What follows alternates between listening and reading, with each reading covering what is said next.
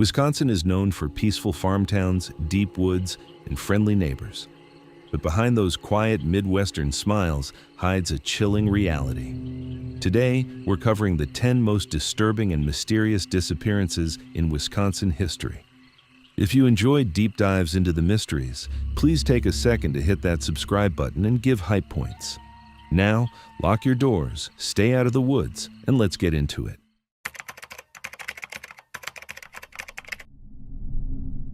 It's a warm August night in 1992. A young woman pulls her gray Volkswagen Rabbit into a quiet apartment complex parking lot in small-town Wisconsin. Her boyfriend is upstairs, his sister is upstairs, a friend is upstairs. All three of them hear her car pull in on the gravel. They hear her car door open. They hear it shut. And then, they hear absolutely nothing. 2 minutes later, when the boyfriend finally walks down the stairs to see what's taking her so long, he finds her car. Locked. Her purse still inside, her overnight bag still inside, and sitting on the roof, perfectly upright, is a styrofoam cup of soda. Untouched, not spilled, not knocked sideways, just waiting. But Lori? Lori is gone. And more than 30 years later, nobody can tell you where she went. All right, let me back up and set the scene properly, because to understand how weird this case is, you have to understand how ordinary the night started. The date is August 19th, 1992. The place is Menasha, Wisconsin, a small, sleepy town in the Fox Valley, the kind of Midwestern community where people leave their windows cracked in the summer and know their neighbors by first name. It's the tail end of summer. The nights are still warm, the crickets are loud, and life is moving at the pace of a place where nothing bad is supposed to happen. Our victim is Lori Jean DePies. She's 20 years old, 5'5", about 115 pounds, brown hair, green eyes. She actually wears these brown-tinted contact lenses that give her this really distinctive look. She's got triple pierced ears and a little tribal squid tattoo on her right ankle. Cute. Quirky. That's Lori. She's a 1990 graduate of Appleton East High School. Her mom, Mary Wegner, will later describe her as this joyful, big-hearted kid with a laugh that could fill an entire room. She loves art. She loves music. Like, she was famous among her friends for torturing everybody on road trips by playing No Sugar Tonight by the Guess Who on repeat until people wanted to jump out of the car. That's the kind of person she is. Warm, funny, reliable. And that word, reliable, is the one you need to hold on to. Because everyone who knew Lori will tell you the same thing. She would never abandon her car. She would never leave her purse behind. She would absolutely, 100%, never get into a vehicle with a stranger. So keep that in your back pocket, because it matters. That evening, Lori is working a shift at a store called Graffiti inside the Fox River Mall in Grand Chute. Around 10 p.m., she clocks out. A coworker walks her out to her car, a gray 1984 Volkswagen Rabbit, and she says goodnight and heads out. She's driving about 15 minutes down the road to her boyfriend Mark Trubenbach's apartment on the 300 block of West Wilson Avenue in Menasha. She's planning to hang out for the night. Nothing fancy, just a normal Wednesday. Now, here's what's happening at Mark's place. Mark is there with his sister Lisa and a friend. They're chilling in the apartment. It's late, it's quiet, and they're basically just waiting for Lori to show up so the group can hang out. The apartment is on the second floor. The parking lot is right below them, and the parking lot, importantly, is gravel. So when a car pulls in, you hear it, that crunch of tires on stones. It's unmistakable. Around 10:30 p.m., that's exactly what they hear. A car pulls into the lot. The tires roll onto the gravel. The engine cuts off. A car door opens. A car door shuts. That's Lori. She's here. She'll be up the stairs in maybe 30 seconds, except she isn't. A minute passes, then 2. Mark probably figures she's grabbing something out of the car, fixing her hair, whatever. But by the 3-minute mark, something feels off. So he gets up and he heads down to the parking lot to check on her. And this is where the whole night falls apart. Mark gets to the lot. Lori's Volkswagen Rabbit is sitting right there, empty. The doors are locked. He can see her purse through the window. Her overnight bag is still inside, and sitting on top of the car, on the hood or maybe the roof depending on which report you read, is a styrofoam cup of soda. Perfectly balanced, perfectly upright, not a drop spilled. But there's no Lori, no footprints on the gravel that lead anywhere useful, no sign of a scuffle, no dropped keys, no torn clothing, no scream any of the three witnesses inside the apartment heard, and no other car pulling out of the lot that anyone remembers. She is just evaporated. Now, this is where I have to stop and say, hold on a second. Let's actually think about what supposedly just happened here, because the more you sit with it, the less sense it makes. Let's talk about the timeline first. We are not talking about hours. We are not even talking about tens of minutes. We are talking about a window that is, at most, about 3 minutes long. 3 minutes between Lori shutting her car door and Mark walking downstairs to look for her. That's the length of a pop song. That's how long it takes to microwave a burrito. In that window, somebody had to approach her, overpower her, get her under control, move her, either into another vehicle on foot or dragged somewhere. And they had to do all of that without making a single sound, loud enough for 3 people in a second-floor apartment with the windows open on a summer night to notice. How? How does that happen? Because think about it. If someone jumped out at Lori and grabbed her, what's the first thing you would do? You'd scream. You'd yell. You'd fight. Even if it lasted 2 seconds before he clamped a hand over your mouth, that's 2 seconds of noise. And in a quiet apartment complex at 10:30 p.m. on a weeknight, 2 seconds of a woman screaming in the parking lot is the kind of sound you don't miss. But there was nothing. Not a yell, not a shout, not the sound of feet scuffling on gravel, just the mundane sound of a car door shutting. And then silence. Now, some people have suggested, okay, well, maybe Lori knew whoever took her. Maybe she paused to talk to them, and they overpowered her fast. That's plausible. It would explain the lack of noise. But it introduces its own problem. Who? Everyone in her immediate circle, including Mark, was interviewed. They took polygraph tests. They passed. Investigators cleared them. So if it wasn't someone she knew, we're back to square one. How does a stranger execute a silent, sub-3-minute abduction in a residential parking lot with 3 ear witnesses upstairs? And then, and this is the piece that just breaks my brain every time, there is the soda cup. Let me paint this for you. Lori pulls in, parks, gets out of her car. She's got a fountain soda in her hand. She locks up her car. Because remember, her purse and bag are inside and the doors are locked. She sets her drink on top of the car for a second. Maybe she's fishing for her apartment keys. Maybe she's adjusting her bag. Whatever the reason, she puts that styrofoam cup down on the roof. And that is the last thing Lori DePies is known to have done on this earth. Because whatever happened next happened so fast, so smoothly, and so precisely that the cup didn't move. Think about the physics of that. A styrofoam cup, top-heavy, filled with liquid, sitting on the curved sheet metal of a Volkswagen Rabbit. That thing wants to fall over. All it takes is a bump against the car, a shove, a hand slamming on the hood, anything, and nothing knocked it over.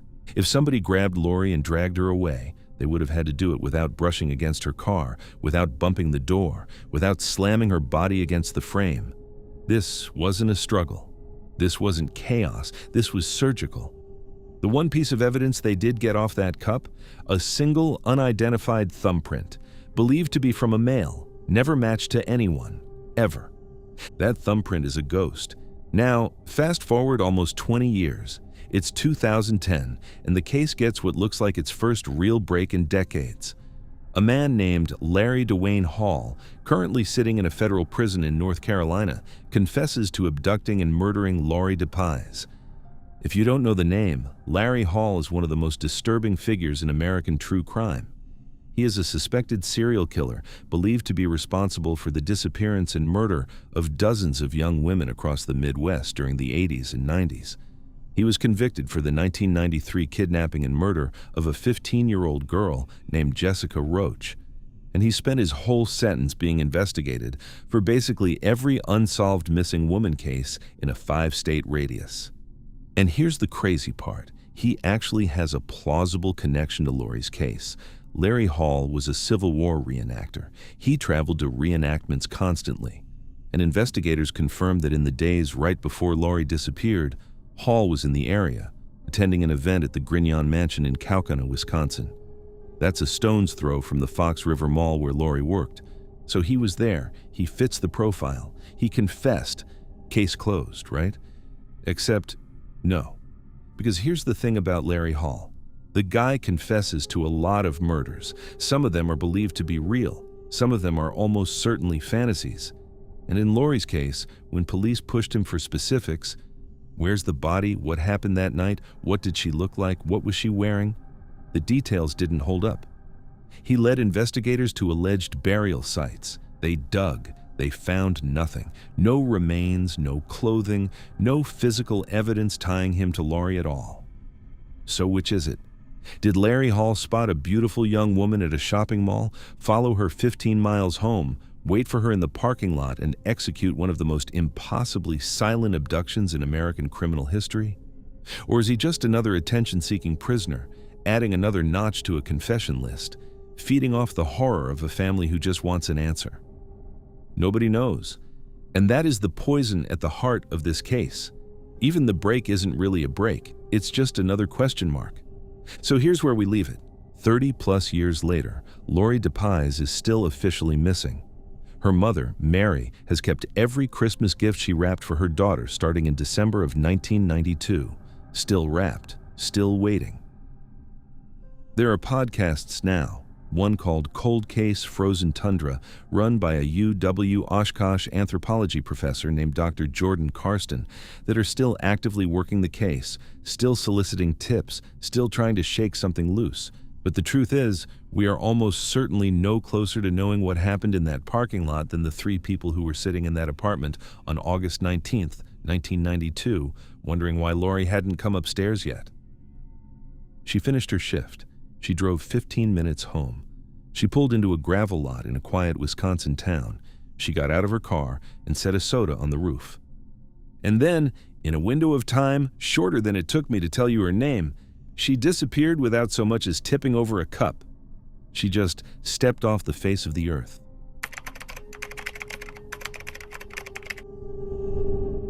A father shows up at a stranger's house on a Saturday night to pick up his daughter from a babysitting job.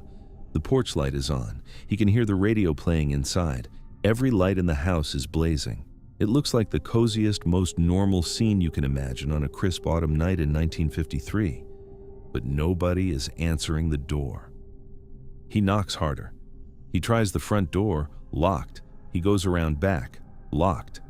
He's a college professor, not a cop, but something in his gut tells him something is wrong, so he starts walking around the house looking in windows.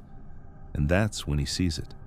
A basement window at the back of the house, wide open, the screen carefully removed and leaned against the wall. He climbs in. He calls his daughter's name. Nothing. But then he starts turning on his flashlight, and he sees them, signs of a severe struggle on the basement floor. His daughter's eyeglasses shattered, one of her shoes, furniture shoved aside, and upstairs in her crib, a 20-month-old baby is sound asleep, completely untouched, completely unharmed. His 15-year-old daughter, though, she is gone. And 70-plus years later, nobody knows where she went. Let me back all the way up, because to understand how deeply this case rattled an entire town, you have to understand what La Crosse, Wisconsin was like in 1953. This isn't just some sleepy Midwestern city. This is peak Norman Rockwell America. This is the era where kids ride their bikes across town at 9 p.m., and nobody thinks twice about it. Where housewives leave the front door unlocked when they run to the grocery store. Where teenagers babysit for neighbors, and the biggest worry of the night is whether the kid will wake up crying. La Crosse is a college town, home to La Crosse State College, and on this particular weekend, October 24th, 1953, the whole city is buzzing because it's homecoming weekend. The football game just wrapped up. There are dances, there are parties. The air smells like fallen leaves and bonfire smoke. And on the south side of town, in this affluent tree-lined neighborhood along Hoschler Drive, everything is calm. Everything is safe. This is the kind of block where people know each other by name. Our victim is Evelyn Grace Hartley. She is 15 years old, a sophomore at La Crosse Central High School, straight A student. Her dad, Richard Hartley, is a biology professor at the college. Evelyn is what every 1950s parent would call the ideal teenager. She plays piano, she golfs, she skis, she hikes, she's involved in school activities. She's 5 feet 7 inches, weighs 126 pounds, wears glasses. That night, she's dressed simply: a white blouse, red jeans, white bobby socks. And here's what puts Evelyn in this house on this particular night. She isn't even the Rasmussens' regular babysitter. The professor and his wife, Viggo and Ethel Rasmussen, needed a sitter last minute because their usual one was unavailable. Somebody suggested Evelyn. She said yes, just doing a favor. She agreed to watch their 20-month-old daughter while they went to a homecoming event. So Evelyn shows up early evening, the Rasmussens leave, and she settles in for what should be the most boring possible Saturday night, doing homework at the dining room table, listening to the radio, checking on a sleeping toddler. Now, here's a detail that matters. Evelyn is not a rule breaker. She's the kind of kid who follows her father's instructions to the letter. And her father, Richard, had one rule for that night: check in at 8:30 p.m. Call the house at exactly 8:30. Let me know you're okay. 8:30 p.m. comes and goes, no phone call. Richard Hartley waits a few minutes. Maybe she got distracted. Maybe the baby is fussy. He picks up the phone himself and calls the Rasmussen house. It rings, and rings, and rings. No answer. He calls again. Nothing. Now, this is where a normal parent might just shrug and figure the kid is busy. But Richard knows his daughter. Evelyn doesn't miss check-ins. Evelyn doesn't ignore the phone. Something is off. So he gets in his car and drives over there. He gets to the house at about 9:20 p.m. And what he sees from the outside is completely normal. Every light on, the radio audibly playing inside. It looks like the sitter is home, just not answering. He knocks on the front door. Nothing. He walks around, tries the back door, locked. He starts checking windows, and this is when his stomach drops, because there, at the back of the house, is that basement window. Open. Wide open, and the screen. It's been carefully, deliberately removed and set neatly against the outside wall. Not smashed, not broken. Removed, like someone took their time. He climbs in through the window, and now we get into the horror show. The basement is empty. He heads upstairs, and immediately he can see something is very, very wrong. The living room furniture has been shoved out of place. Evelyn's school books are scattered across the floor. Her broken glasses are lying near a wall. One of her shoes is sitting at the top of the basement stairs. The other shoe is at the bottom of the basement stairs. And there is clear evidence of an attack. Not a little bit. Signs of a severe altercation on the floor, trailing across the carpet, leading down into the basement, out the window, into the yard. He runs upstairs to the nursery. And this is the detail that makes the whole thing feel like a nightmare. The 20-month-old baby is fast asleep in her crib. Completely unharmed, not a scratch, not disturbed at all. Richard tears out of the house, sprints across the street, bangs on the neighbor's door, and calls the police. It's 9:49 p.m. And what unfolds over the next few hours is one of the largest manhunts in Wisconsin history. Because as investigators expand the search outward, the physical trail keeps going. Distressing handprints on the exterior wall of the Rasmussen house, more handprints on the side of a neighbor's house 100 feet away, handprints on a garage, a trail of a violent struggle spilling out into the peaceful streets of La Crosse. And no Evelyn. Now, this is where I need you to stop and really think about what you're being asked to believe, because when you break this crime scene down piece by piece, it stops making any sense at all. Let's start with the escape route. The kidnapper, whoever this monster was, did not walk Evelyn out the front door, did not go out the back door, did not use any of the perfectly good, unlocked from the inside exits that a normal human being would use. Instead, this person hauled an injured, likely unconscious 15-year-old girl down a set of basement stairs and pushed her or dragged her through a small basement window at the rear of the house. Why? Think about that. Why would you do that? You are already inside the house. You have committed a violent kidnapping. Speed is your absolute #1 priority. Every second you're in that house is a second you might get caught. So why would you make your escape 10 times harder by squeezing a body through a narrow window when you could just flip the deadbolt on the back door and walk out? There's only one answer that makes any sense. The kidnapper came in that way. That was their entry point.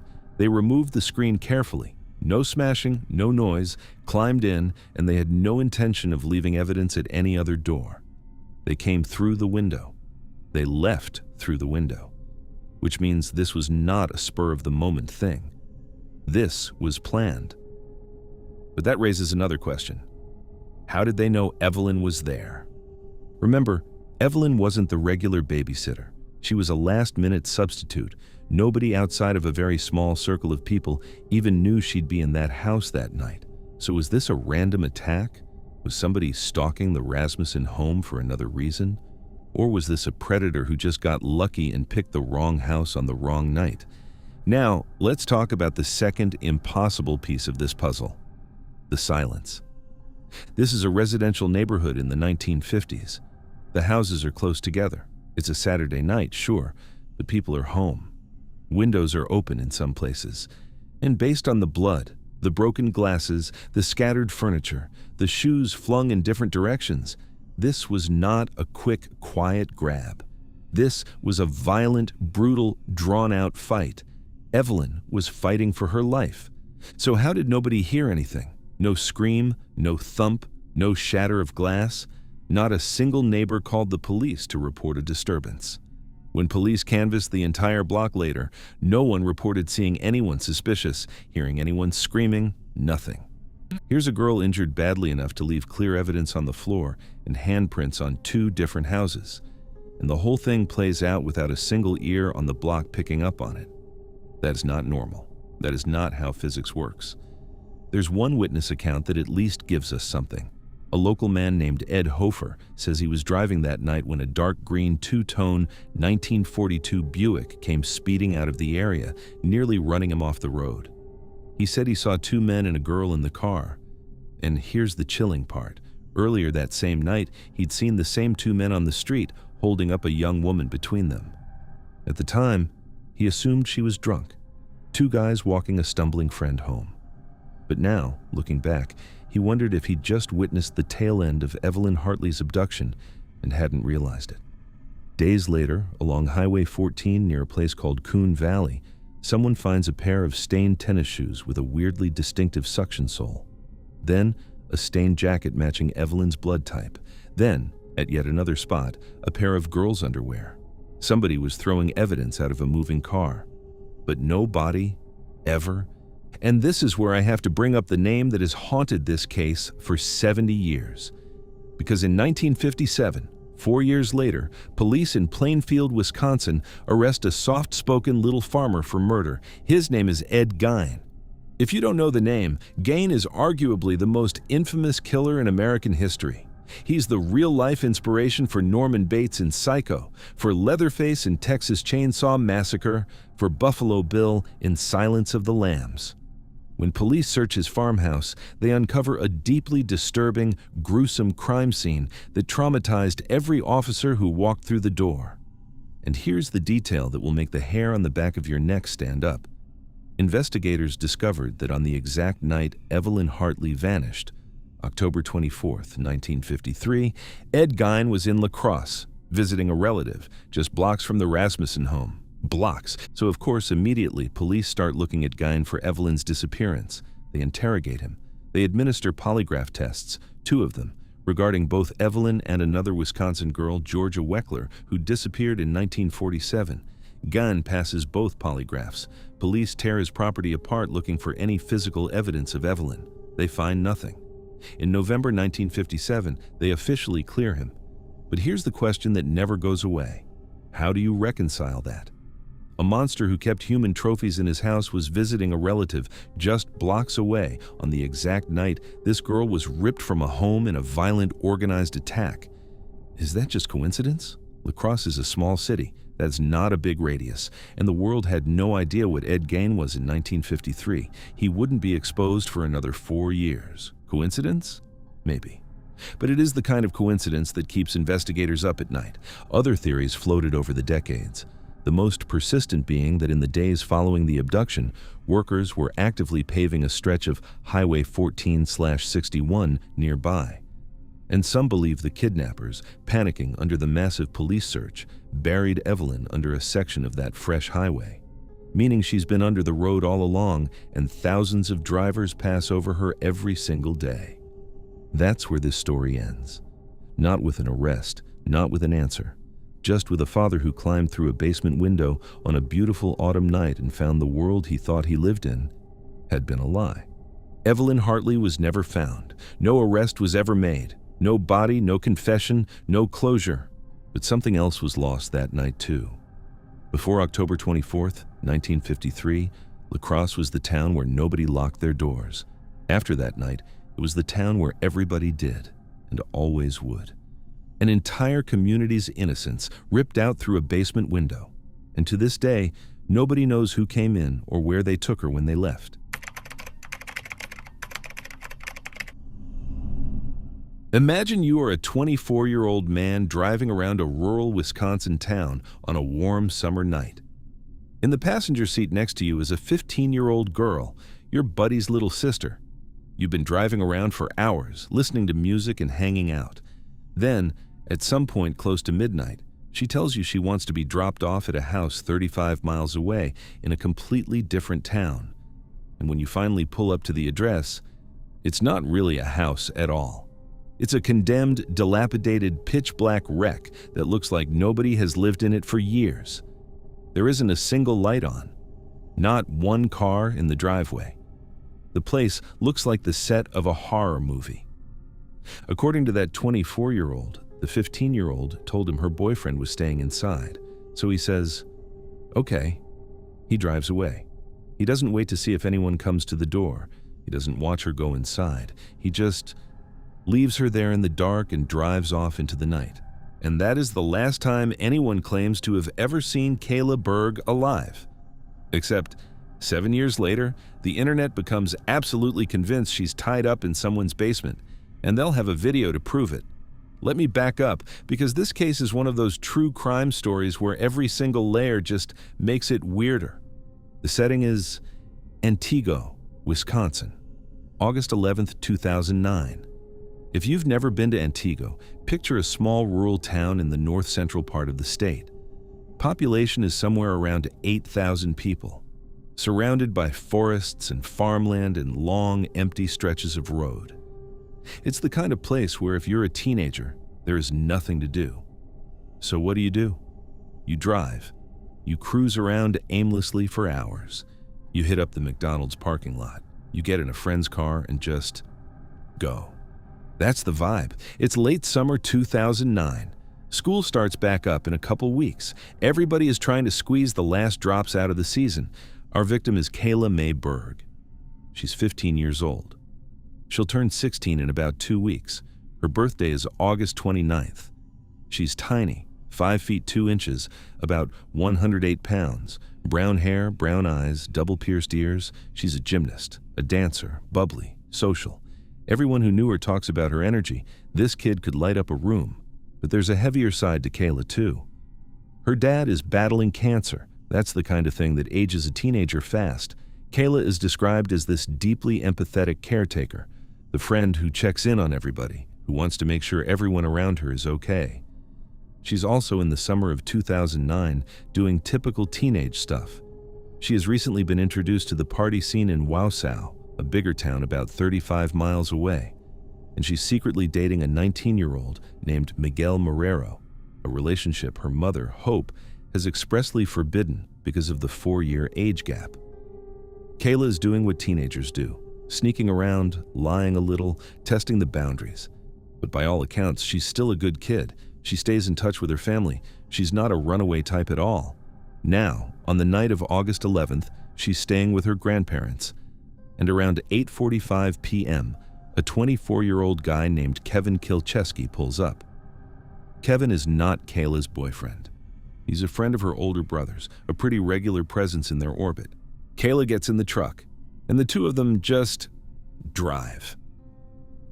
About 45 minutes in, around 9:30 p.m., Kevin pulls into the drive-thru at a McDonald's in Antigo.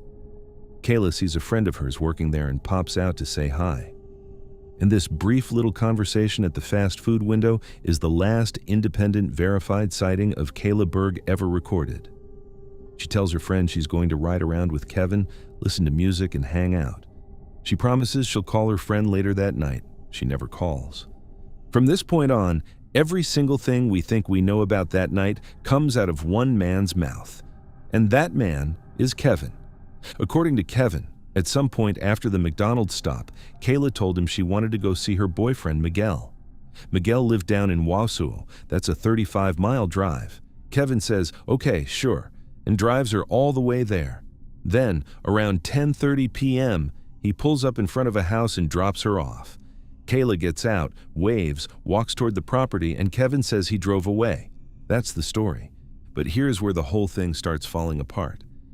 Now, this is where I want you to hit pause and just think about what he's actually claiming. Because when you look at it under any kind of light, it stops making sense really fast. First, that house. The house Kevin claims he dropped Kayla off at wasn't just some random address. It was a condemned property, undergoing renovations, dark, empty, nobody living there. No lights, no cars in the driveway, nothing to indicate any human being was inside. And here is the insane part. Kayla knew the house was empty. Miguel, the boyfriend, had recently moved out of that place. She was aware of this. So the story we're being asked to buy is that a 15-year-old girl asked to be driven 35 miles across 2 counties to a condemned house she knew was abandoned at 10:30 at night in the pitch black. Why? What was she going there for?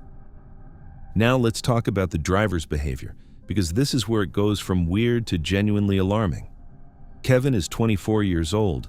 Kayla is 15. He is an adult. She is a child.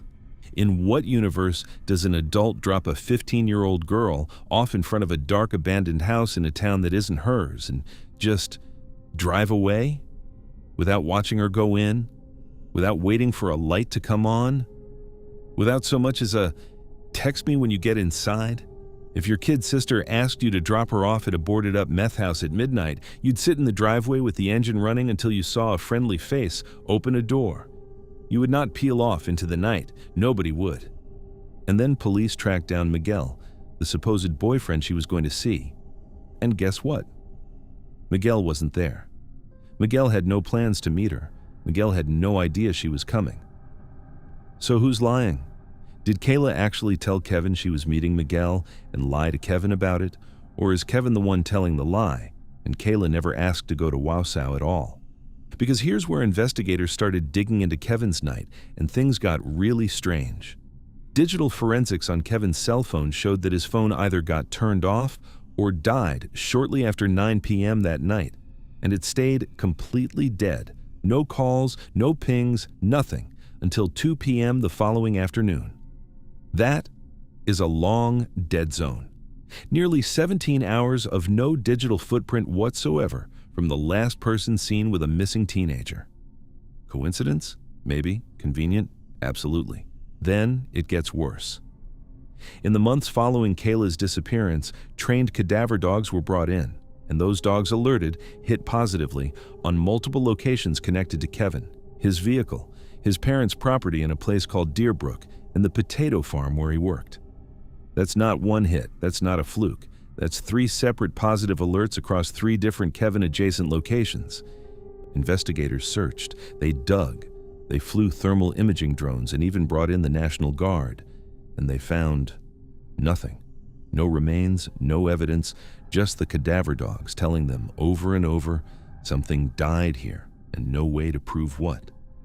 Kevin was charged in October 2009. But not with anything related to Kayla's disappearance. He was charged with second-degree reckless endangerment because he had admitted to driving around and acting recklessly with a minor. Even those charges were eventually dropped in 2011 for lack of evidence. He was never charged in connection with Kayla's disappearance. He remains to this day the primary person of interest. He also, at some point, stopped cooperating with police entirely. Oh, and one more thing. Miguel? The boyfriend? An old cell phone of his pinged off a tower in Lincoln County the night Kayla vanished. Lincoln County is about 40 miles north of Wausau. 2 short calls. Miguel claims he wasn't up there. He claims he hadn't seen Kayla in over a week.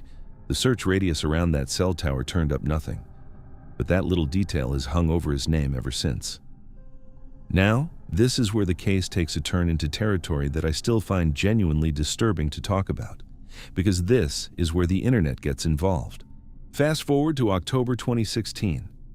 Kayla has been missing for over 7 years. The case has gone cold. And then, out of nowhere, a YouTube video starts going viral. The video is old, actually uploaded back in 2009, but it's just now being discovered by true crime forums. The title of the video is, "Hi Walter, I got a new girlfriend." Some accounts describe it this way. A man on camera speaks to someone he calls Walter in this cheerful, unsettling tone. Then he walks over to a door, described as a basement door, and opens it. And behind that door is a young woman being held captive against her will. And people started noticing something. The girl in the video looked like Kayla Berg. The internet lost its mind. Within days, the video was everywhere.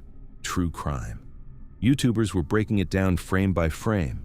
Reddit threads exploded. Amateur sleuths were convinced they had cracked the case. They had found her. She was alive. She was being held somewhere. And here was the video to prove it. The FBI got involved. They traced the video, and what they found was gutting in a completely different way. The video was a hoax, not connected to Kayla at all. It had been staged, a piece of amateur horror content made by a group of filmmakers years earlier. The victim in the video was an actress. The whole thing was theater.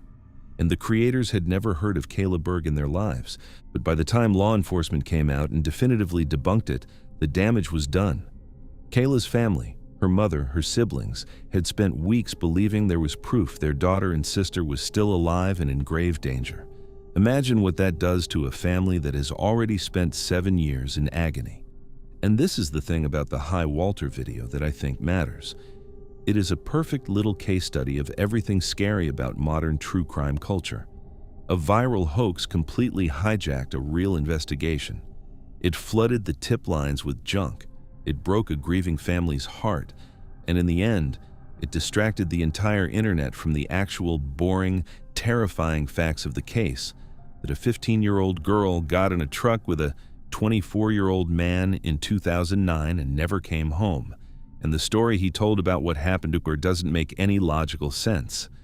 So where does that leave us? Kayla Berg is still missing. The FBI still has a $20,000 reward on the case. Kevin Kilcheski was never charged in her disappearance and has spent over 15 years denying any involvement. The condemned house in Wausau has long since been demolished. Kayla's family has been forced to keep going, living around the wound, aging into a grief they never signed up for. The truth is, Kayla probably never made it to Wausau.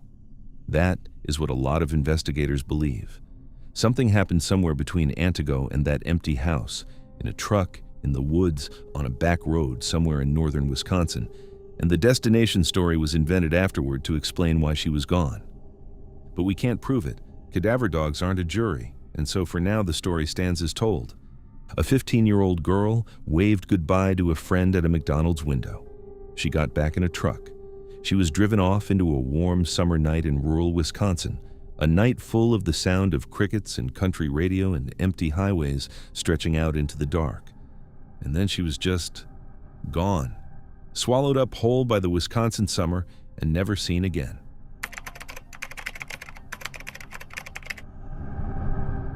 Picture this. It's a Friday morning in May. A little 7-year-old girl walks out of her house wearing a bright red hooded jacket with gray stripes, a purple shirt, blue jeans, and white Nike sneakers. She's got a pink Barbie backpack slung over her shoulders. Her stepfather is walking beside her. They only have to go about half a block. That's it. Half a block down a residential street to the front of an elementary school where hundreds of other kids, parents, teachers, and crossing guards are all pouring in for the start of the school day. Her stepfather walks her most of the way there. He watches her cross the street. He watches her head toward the playground where the other kids are gathering.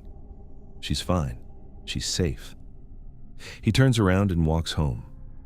That last stretch of ground, from where he last saw her to the actual front doors of the school, is maybe 50 feet. 50 feet of sidewalk in a crowded, chaotic, packed school drop-off zone in broad daylight. She never made it.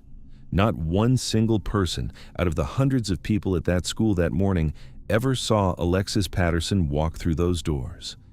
And nobody has seen her since.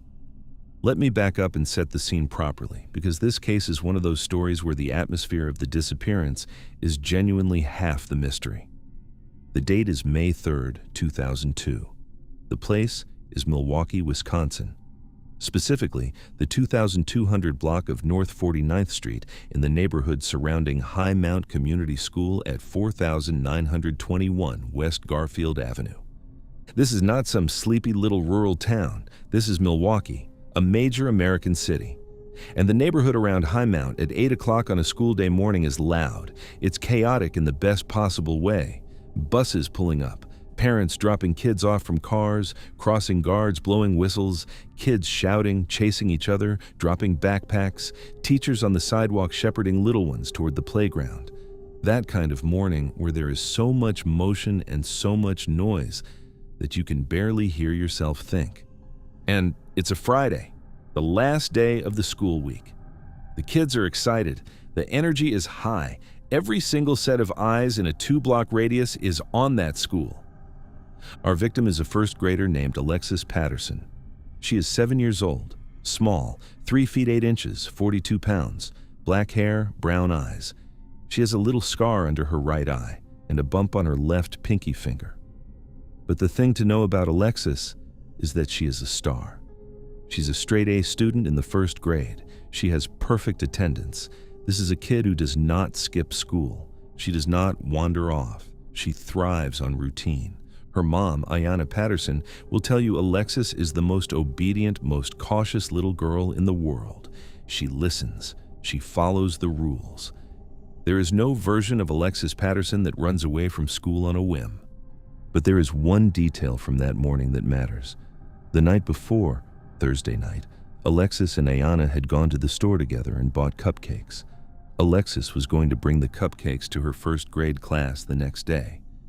She was so excited about it. Then, on Friday morning, everything went sideways. Alexis hadn't finished her homework, and as punishment, her parents told her, "No cupcakes. You are not bringing them to school." That's what happens when the homework doesn't get done. Alexis was devastated. She was crying that morning, absolutely heartbroken. The last thing this little girl heard before she walked out the door was that her big Friday surprise for her class was canceled because of her own mistake. That is the emotional state Alexis is in as she leaves her house. At around 8 a.m., her stepfather, Laurent Bourgeois, walks her toward High Mount School. It's not far, half a block. He walks with her partway, watches a crossing guard help her across the street toward the playground, and then, satisfied she's on school grounds, he turns around and heads back home. That's his story. And then, nothing. Alexis never sat down at her desk in her first grade classroom. She never joined a single lesson. She was marked absent that morning. Some of her classmates would later say they saw her crying on the playground before the bell rang. A little girl in a red jacket, upset about her cupcakes, standing alone. But she never crossed the threshold. She never went inside the building. Meanwhile, her parents assumed she was safely at school. So the entire school day passes. 9 o'clock, 10 o'clock, lunch, recess, afternoon. And nobody, not one teacher, not one administrator, not one office worker, picks up the phone to call the Patterson household and ask, "Hey, where's Alexis today?" It's not until 3 p.m., when Alexis fails to come home, that her family starts to panic. They call the school. And that's when the horrifying truth hits them. She was never here. Alexis has been missing for over 7 hours, and nobody knew. The city of Milwaukee erupts. A command post gets set up in Washington Park. Helicopters take to the sky. Dive teams start pulling apart the lagoons and searching Lake Michigan. Hundreds of volunteers flood the streets. The whole neighborhood is torn apart. Every yard, every dumpster, every abandoned building. And they find nothing. Not a scrap, not a shoe, not a red jacket, nothing.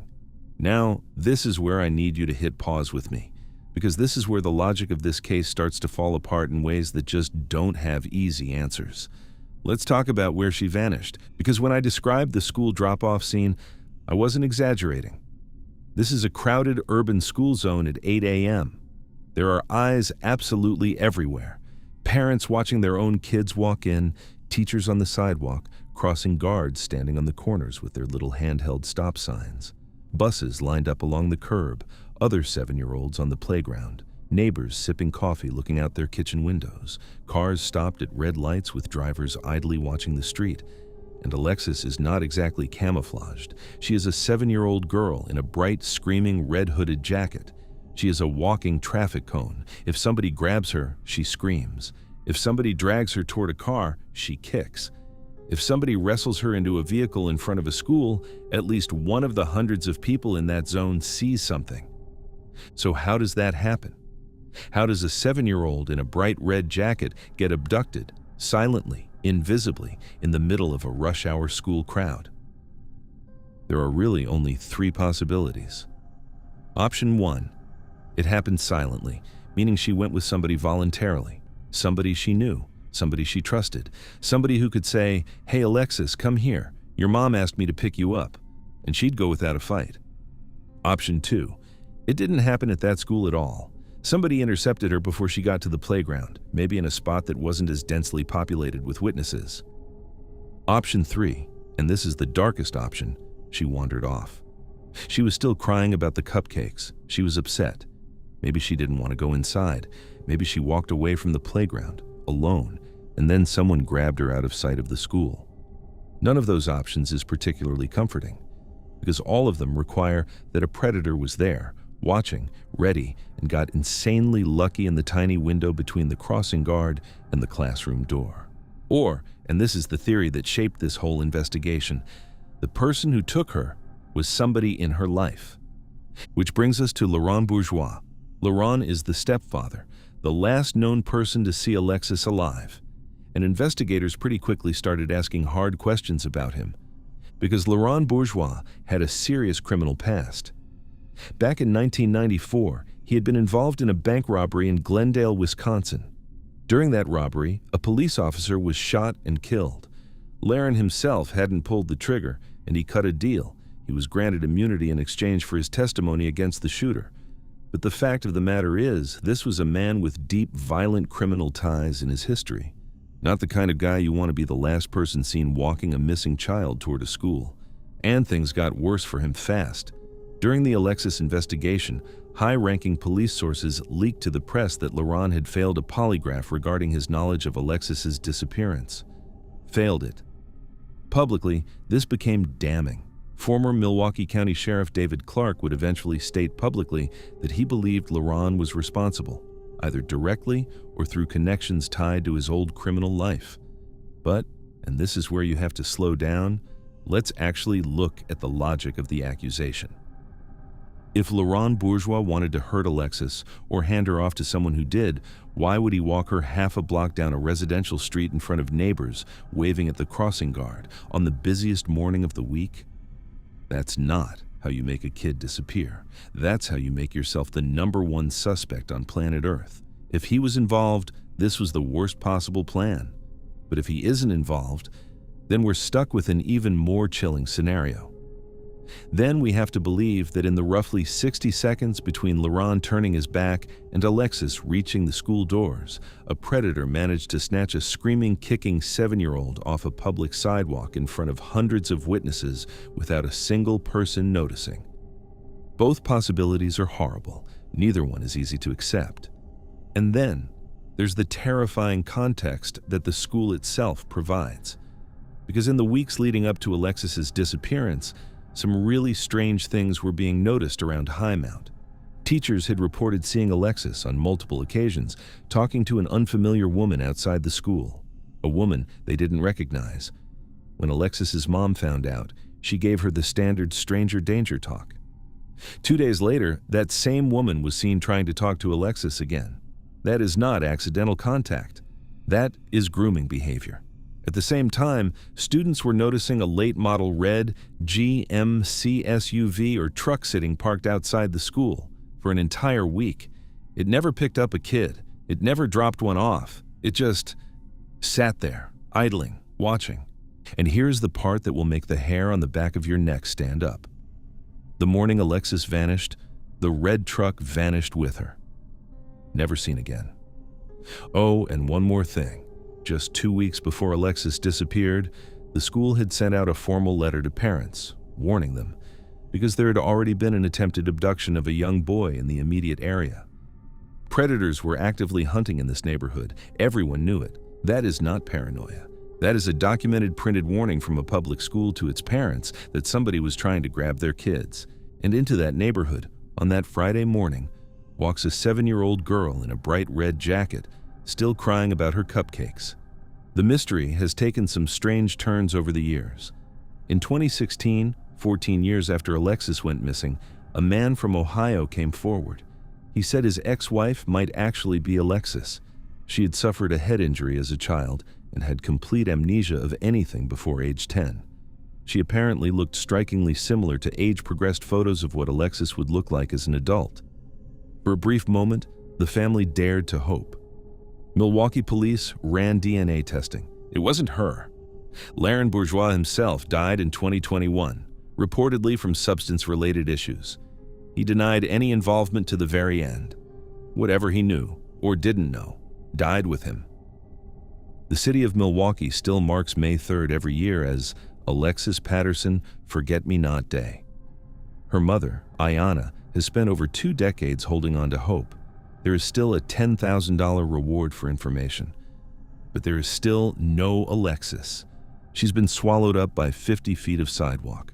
A little girl in a red jacket, upset about her cupcakes, walking toward the safety of her first-grade classroom on a busy Friday morning in the middle of a city full of witnesses. Half a block from her front door, half a block from the schoolhouse doors, and in that in-between half block, in broad daylight, surrounded by hundreds of people, Alexis Patterson just stopped existing.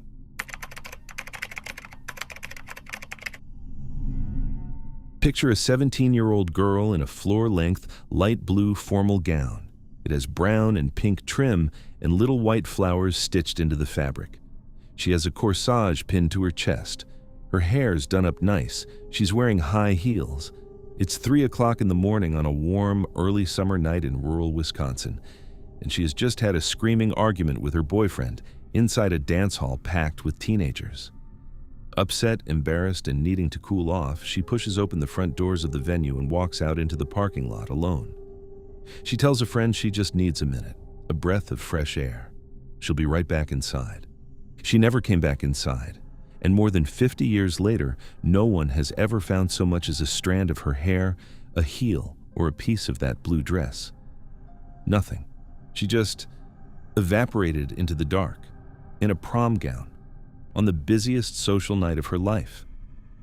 Let me back this up and set the scene, because this is one of those cases where the when and the where matter almost as much as the vanishing itself. The date is June 5th, 1974, somewhere between about 3 and 4 in the morning. The location is the Concord House, sometimes called the Concord Center House, a big rural dance hall out in Jefferson County, Wisconsin. This place is not in the middle of town. It sits at the end of a long gravel driveway, surrounded by farmland and dense, dark, isolated woods.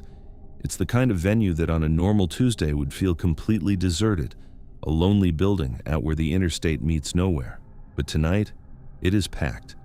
Because tonight is the after party for the Oconomowoc High School prom. If you've ever been to a small-town prom night, you already know the vibe.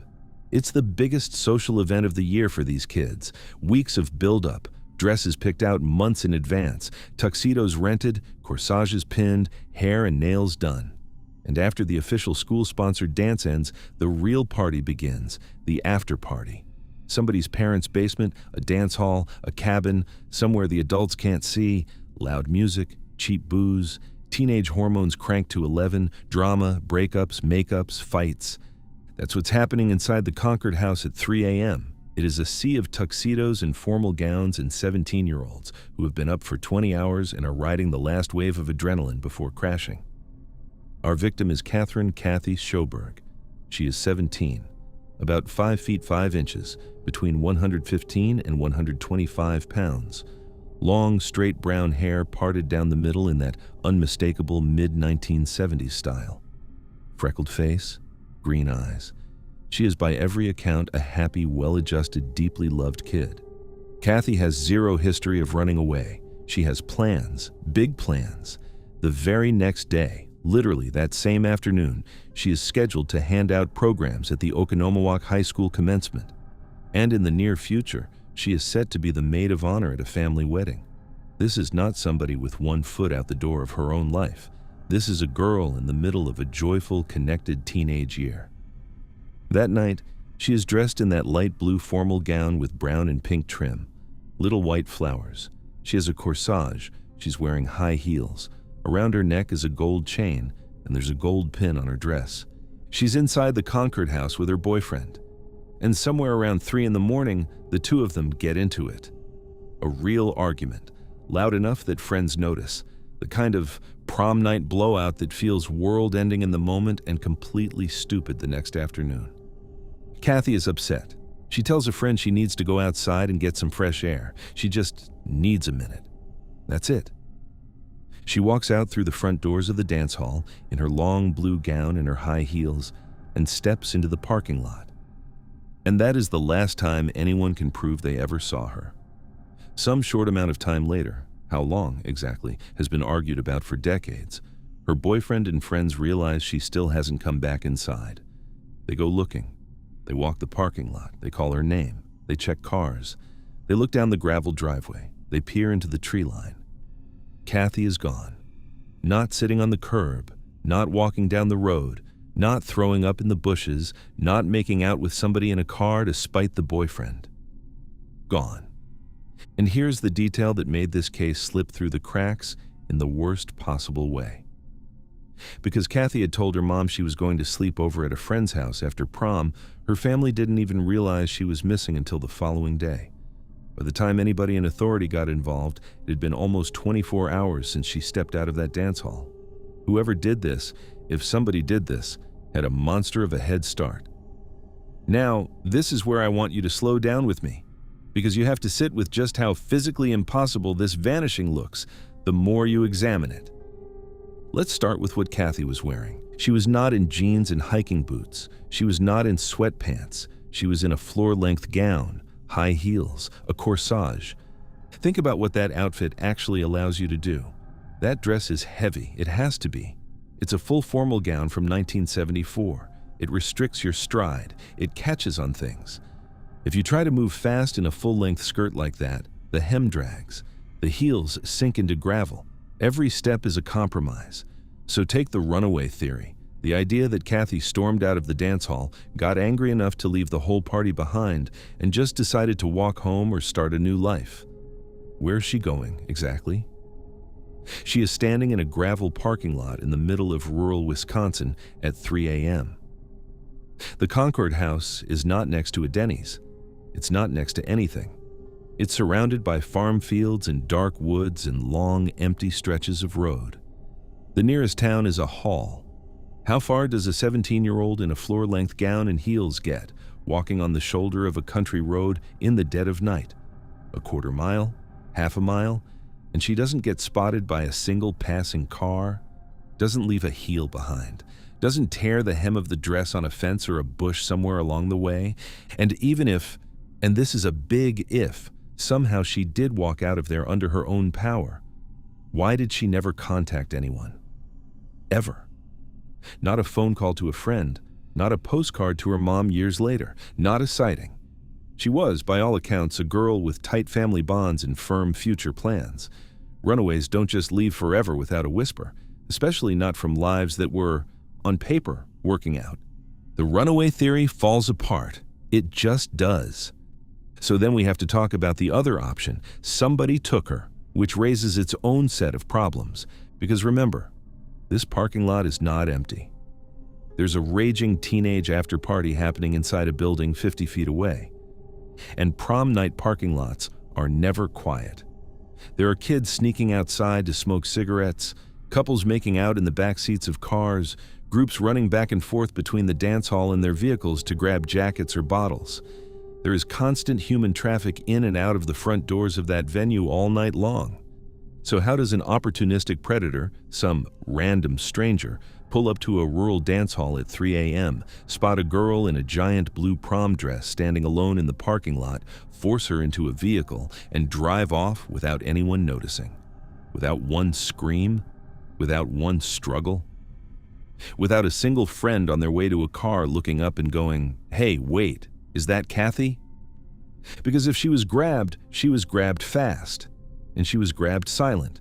And that means either she went with somebody willingly, probably somebody she recognized, or the abductor got the luckiest 10-second window of their criminal life.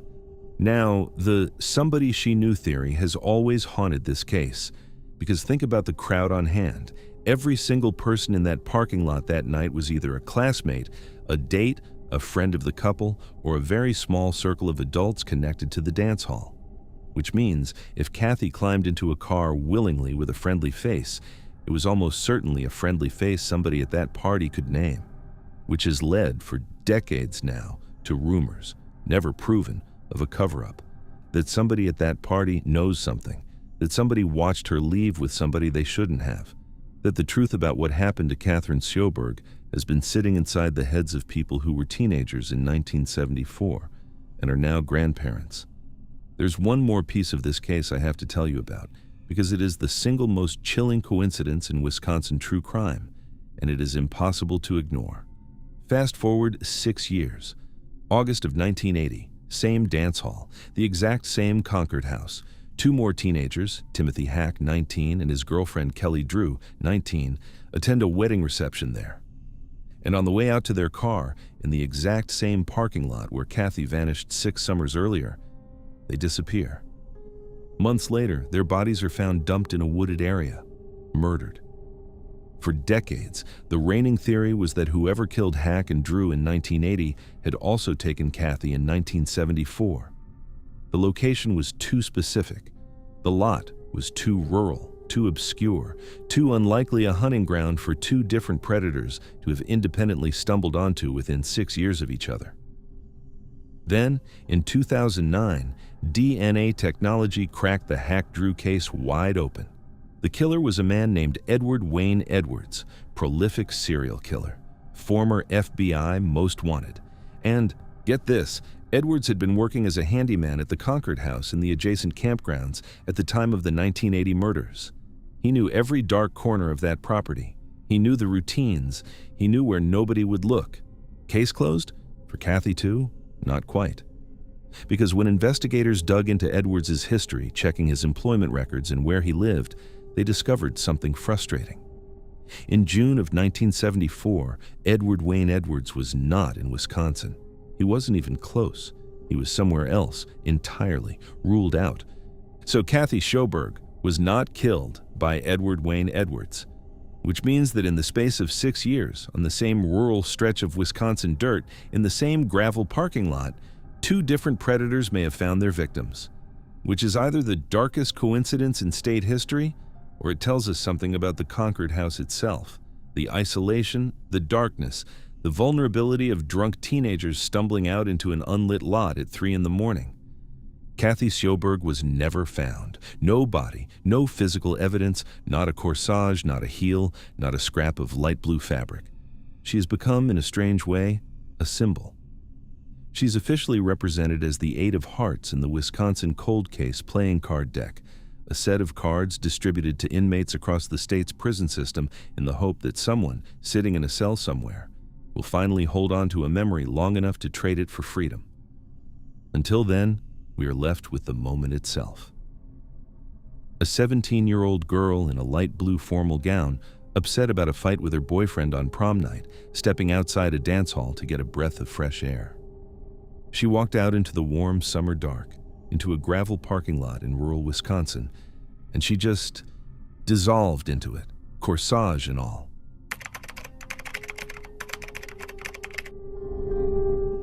A 19-year-old girl gets into a minor fender bender on a September afternoon.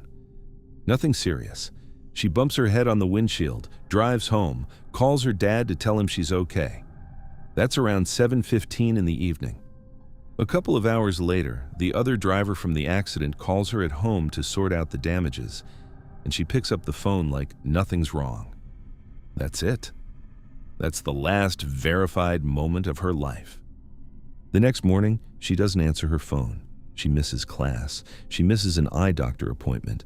Her dad drives up to her apartment and finds it locked, tidy, completely undisturbed, like she just stepped out for a walk and forgot to come back. And a week later, her car turns up in the parking lot of a sports bar in the shadow of Lambeau Field. Doors unlocked, keys in the ignition, purse and cell phone locked inside the trunk, driver's seat pushed all the way back, like a much taller person had been driving it. And between the last time anyone saw her and the moment that car was found, the odometer had racked up somewhere between 600 and 900 miles that nobody can account for. Amber Wild was 5 months pregnant, and she's been missing ever since. Let me back this all the way up, because to understand this case, you have to understand who Amber was and what she was walking into that fall. The setting is Green Bay, Wisconsin, September 1998. It's the start of the fall semester at the University of Wisconsin-Green Bay. Crisp autumn air, dry leaves scattering across parking lots, football on every TV and every bar in town. Green Bay is a Packers city. I don't need to explain that to you. Lambeau Field is the beating heart of the place, and around campus, the vibe is one of new beginnings. Freshmen figuring out their schedules, transfer students trying to make friends, everyone settling in. Our victim is Amber Lynn Wild. She's 19 years old. She has just transferred to UWGB about 3 weeks before her disappearance. And Amber isn't just any student, she is a stone-cold overachiever. This is a girl who blazed through 2 full years of college credit in a single year at a community college, earning her associate's degree at a pace most people would consider physically impossible. That effort earned her a full scholarship to UWGB, where she is on the pre-med track. Her plan is to become a pediatrician, a children's doctor. That's the future she's been sprinting toward. Amber is 5 feet 4 inches or 5 feet 5 inches, about 135 pounds. Described by everybody who knows her as reliable, warm, disciplined, and completely disinterested in the party scene. She doesn't do drugs. She barely drinks. She keeps a strict daily routine, and she is exceptionally close to her family, especially her dad, who lives about an hour and a half away in Mayville. Constant phone calls, constant check-ins. She isn't a girl who disappears on people. But there's a heavier thread running through Amber's life that fall. Because Amber is pregnant. Somewhere between 4 and 6 months along, expecting the baby in February 1999. And here's what matters. She is keeping it. Her aunt has already offered to help with childcare so Amber can keep grinding through pre-med. She has a plan. She's excited. She's writing about it all in a diary that she keeps meticulously. Every conversation, every conflict, every emotion tracked in ink. That diary is going to become very important in a minute. Because the father of Amber's baby is a man named Matthew Schneider, and Matthew Schneider does not want that pregnancy to exist. According to Amber's diary, which police have called their key witness in this case, Schneider was already engaged to another woman named Heidi. And when Amber discovered she was pregnant, Matthew reportedly pressured her hard to get an abortion. Amber refused. About a month before her disappearance, she made a decision that in hindsight changed the trajectory of everything. She went around Matthew's back and told his fiancée and his mother about the baby herself, blew the whole thing open. According to the diary, Matthew Schneider was enraged. That is the emotional landscape hanging over Amber's life on the evening of September 23, 1998. Around that afternoon, she gets into that minor car accident, rear-ends somebody, bumps her head on the windshield, but she's not seriously hurt. At 7:16 p.m., she calls her dad from her apartment on August Street to tell him everything's fine. A little later that evening, the other driver from the fender bender calls her at home about the damages. She answers. She's engaged. She's herself. Then, morning comes. Her dad tries to call to wake her up for class. No answer. Amber misses her 1 p.m. class. She misses her eye doctor appointment. Her dad, who knows his daughter never misses check-ins, jumps in his car and drives to Green Bay. He gets to her apartment and finds it locked, undisturbed. Everything neat and in order. No signs of a struggle, no forced entry, no packed bags, no note. It's just empty. He reports her missing that day, and the search begins. except her car's nowhere to be found either. For a full week, there's nothing. No leads, no sightings. Then, on October 1st, about a week after she vanished, Amber's dark gray 1988 Subaru GL is discovered abandoned. Not in some remote field, not in a wooded ditch. It's sitting in the parking lot of a sports bar and hotel complex called the 50-Yard Line and the Roadstar Inn, directly next to Lambeau Field. In other words, the busiest, most anonymous parking lot in Green Bay. A lot full of tourists, football fans, transient hotel guests, a lot where one extra car could sit for days without anybody noticing. And when police open that car up, the scene inside makes no sense. Now, this is where I need you to slow down with me, because the evidence inside Amber's car is one of those puzzles that stops looking like a puzzle and starts looking like a message. Let's inventory it. The car doors are unlocked, the keys are still in the ignition, but her purse and her cell phone, the two most important items she owned, are locked inside the trunk. Take a second and think about the logistics of that. If Amber was running away to start a new life, why would she leave her car keys, her purse, and her phone in a public parking lot? Those are the exact things you need to disappear on purpose. You need ID. You need money. You need a phone. Nobody runs away and leaves their wallet locked in the trunk of an abandoned car outside a hotel. But if somebody abducted her, the arrangement is even weirder. Why would a perpetrator carefully lock her belongings in the trunk of the car? That takes intent, that takes time, and then leave the main car doors completely unlocked with the keys sitting right there in the ignition? That is a contradiction. It's like whoever staged this scene half secured the evidence and then abandoned the effort. Now, there is one clean explanation for the trunk part. Amber's family has said that Amber habitually locked her purse and phone in the trunk when leaving her car in public. She did that to protect her stuff from smash and grab thieves. So it's very possible she locked those items in the trunk herself before she was intercepted, meaning she was probably taken from outside her car or shortly after getting out of it, somewhere that wasn't this parking lot at all. Then there's the driver's seat. Amber was about 5 feet 5 inches. When police examined the car, the driver's seat was pushed all the way back on its tracks. All the way back. That is not the seat position of a 5 foot 5 inch woman driving a Subaru. Amber would have needed the seat pulled significantly forward just to reach the pedals. So whoever drove that car to Lambeau Field was a substantially taller person, almost certainly a man. And then, the odometer. This is the detail that turns this case from strange to genuinely sinister. Because when police checked the mileage, they realized that between Amber's disappearance on September 23rd and the discovery of her car on October 1st, that Subaru had racked up somewhere between 600 and 900 miles. 600 to 900 miles that nobody can explain.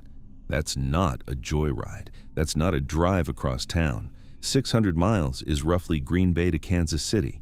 900 miles is Green Bay to Nashville. Somebody put that car through a serious road trip in the week Amber was missing, and then quietly parked it in the most crowded anonymous lot in the city before walking away. Why?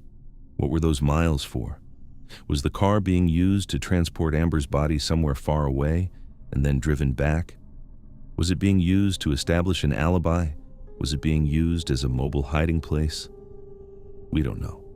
Extensive forensics on the vehicle turned up unidentified fingerprints, but no blood in the cabin, no DNA of a struggle. Whatever those 900 miles were for, the car itself is not talking. And of course, all eyes have always been on one person. Matthew Schneider, the father of Amber's unborn child. The motive is right there in the diary. The rage over Amber going behind his back, the pressure for the abortion, the engagement he was trying to protect. When police interviewed him, he told them he barely knew Amber. He denied the sexual relationship. He denied everything. Then, police subpoenaed the phone records. And in the 4 months before Amber disappeared, there were over 60 phone calls between Amber and Matthew Schneider. 60. That is not a stranger. That is not, we barely knew each other. That is a running conversation. Detectives noted that Schneider showed almost no concern for Amber's welfare. He wouldn't provide a verifiable alibi for the night of September 23rd. And here's a detail that has haunted investigators for decades. Matthew Schneider worked as a highway construction worker, and in 1998, Highway 29 was undergoing massive active reconstruction, hundreds of miles of fresh concrete going down in exactly the region where Amber disappeared. You can guess where that theory leads. For over 25 years, one of the dominant hypotheses has been that Amber's body was buried under a stretch of Highway 29 that was being poured that week. That every day, thousands of cars drive over her grave without knowing it. Multiple excavations have been done over the years, a 30-acre search in Portage County in 2014, multiple digs in Shawano. The FBI's Behavioral Analysis Unit has been involved, and nothing has been found.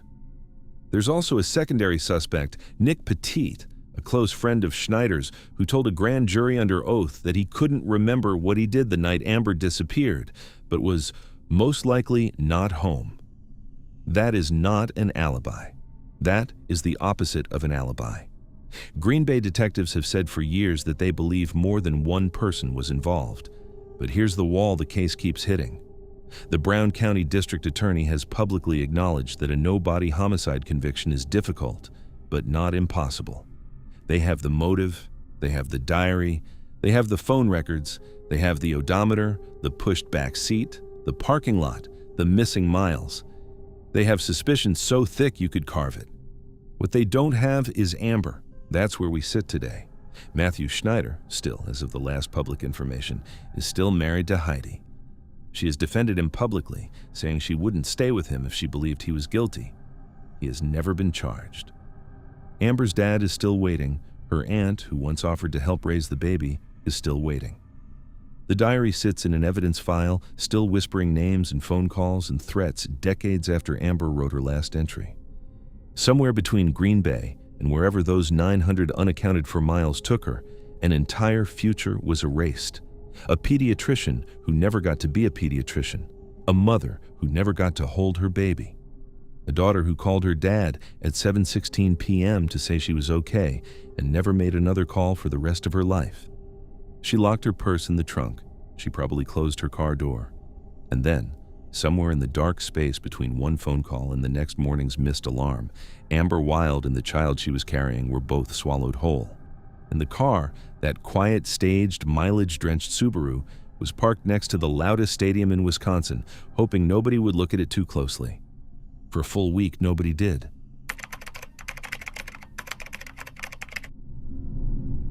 Picture this. 3 friends have been trying to reach their buddy for 5 straight days. No calls back, no texts back, not a word. And this is not a guy who ghosts people.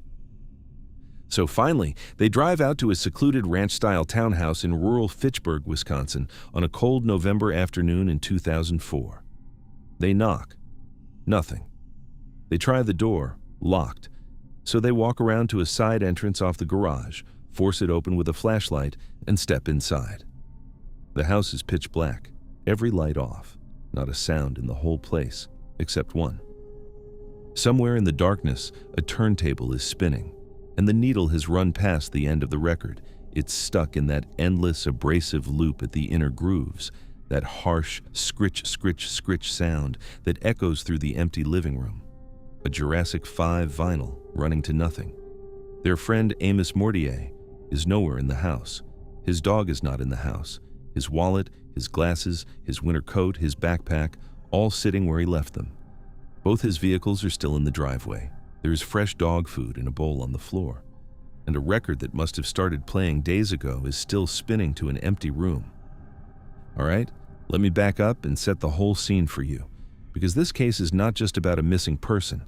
It's about a guy living 2 completely different lives at the same time, and both of them ending in the same instant. The setting is Fitchburg, Wisconsin, November 2004.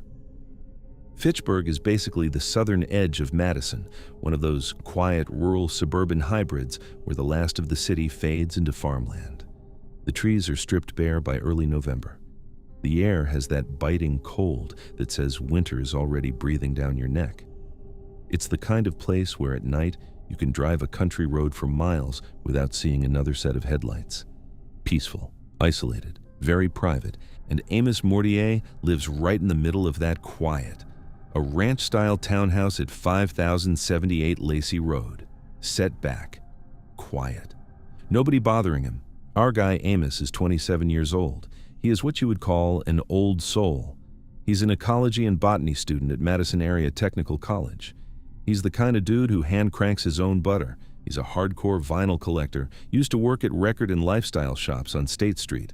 He loves nature, loves the woods, spends his weekends hiking, and more than anything else, he loves his dog.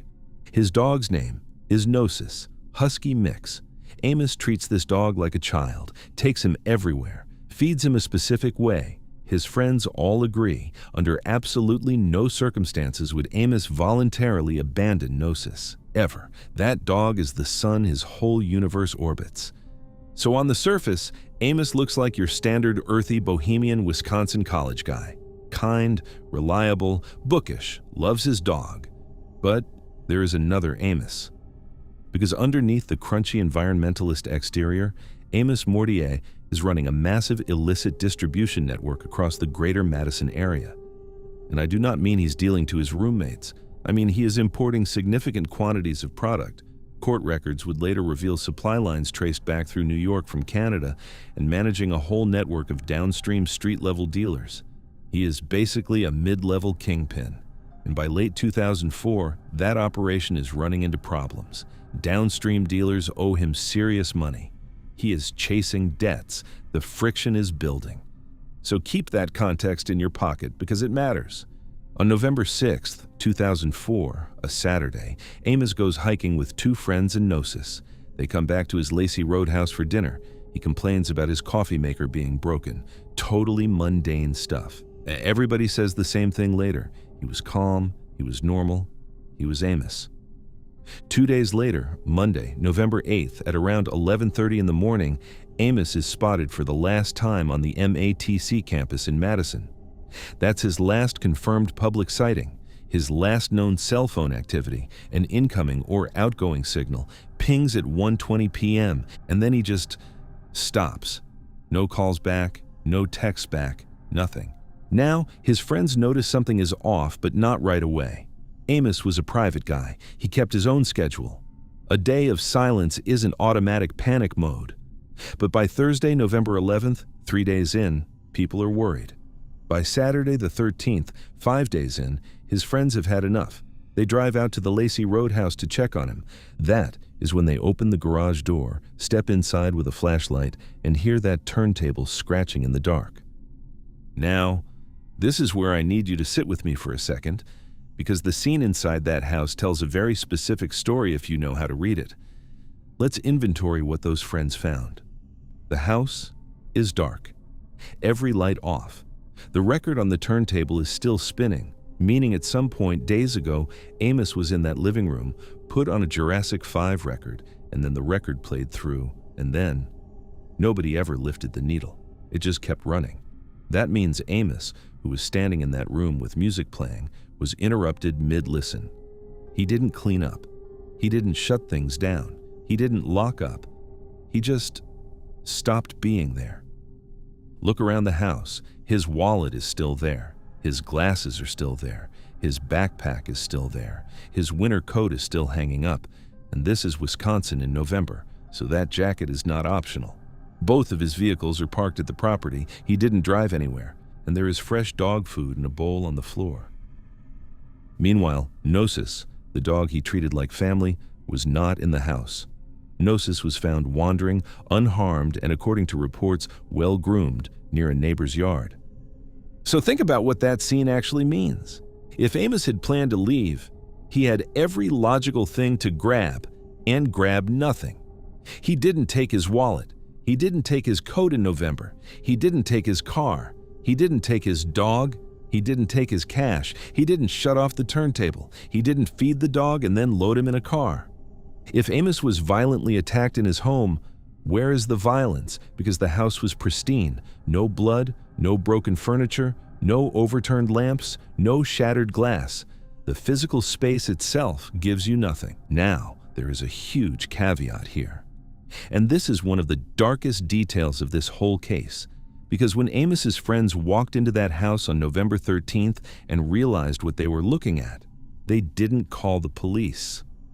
Not right away.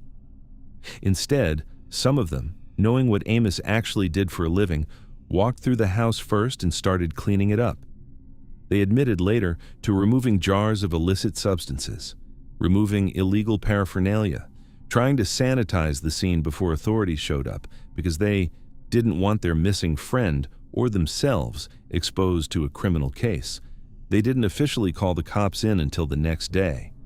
So by the time law enforcement actually secured Amos's home as a crime scene on November 16th, a full 8 days after he was last seen, the physical evidence had been degraded, walked through, contaminated, cleaned up.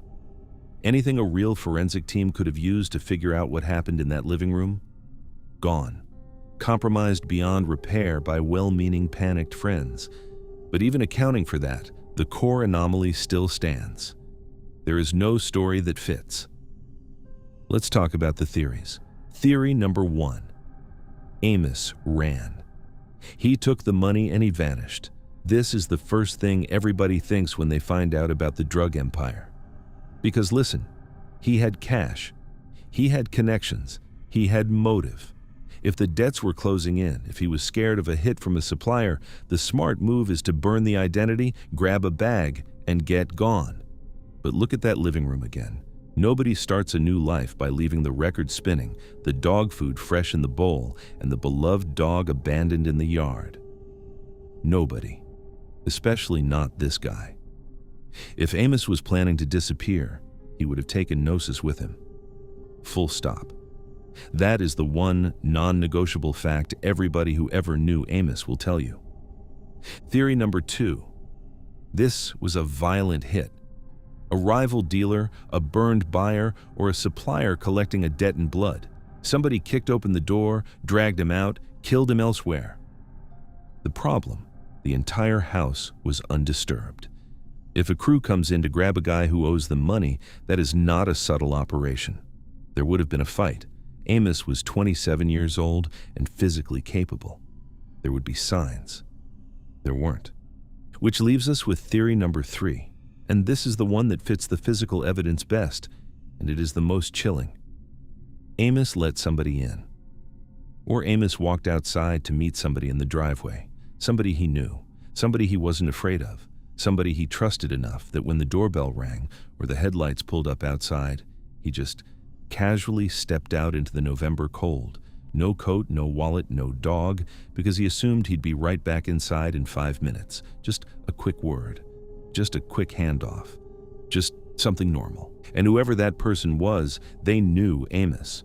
They knew the dog wouldn't attack them.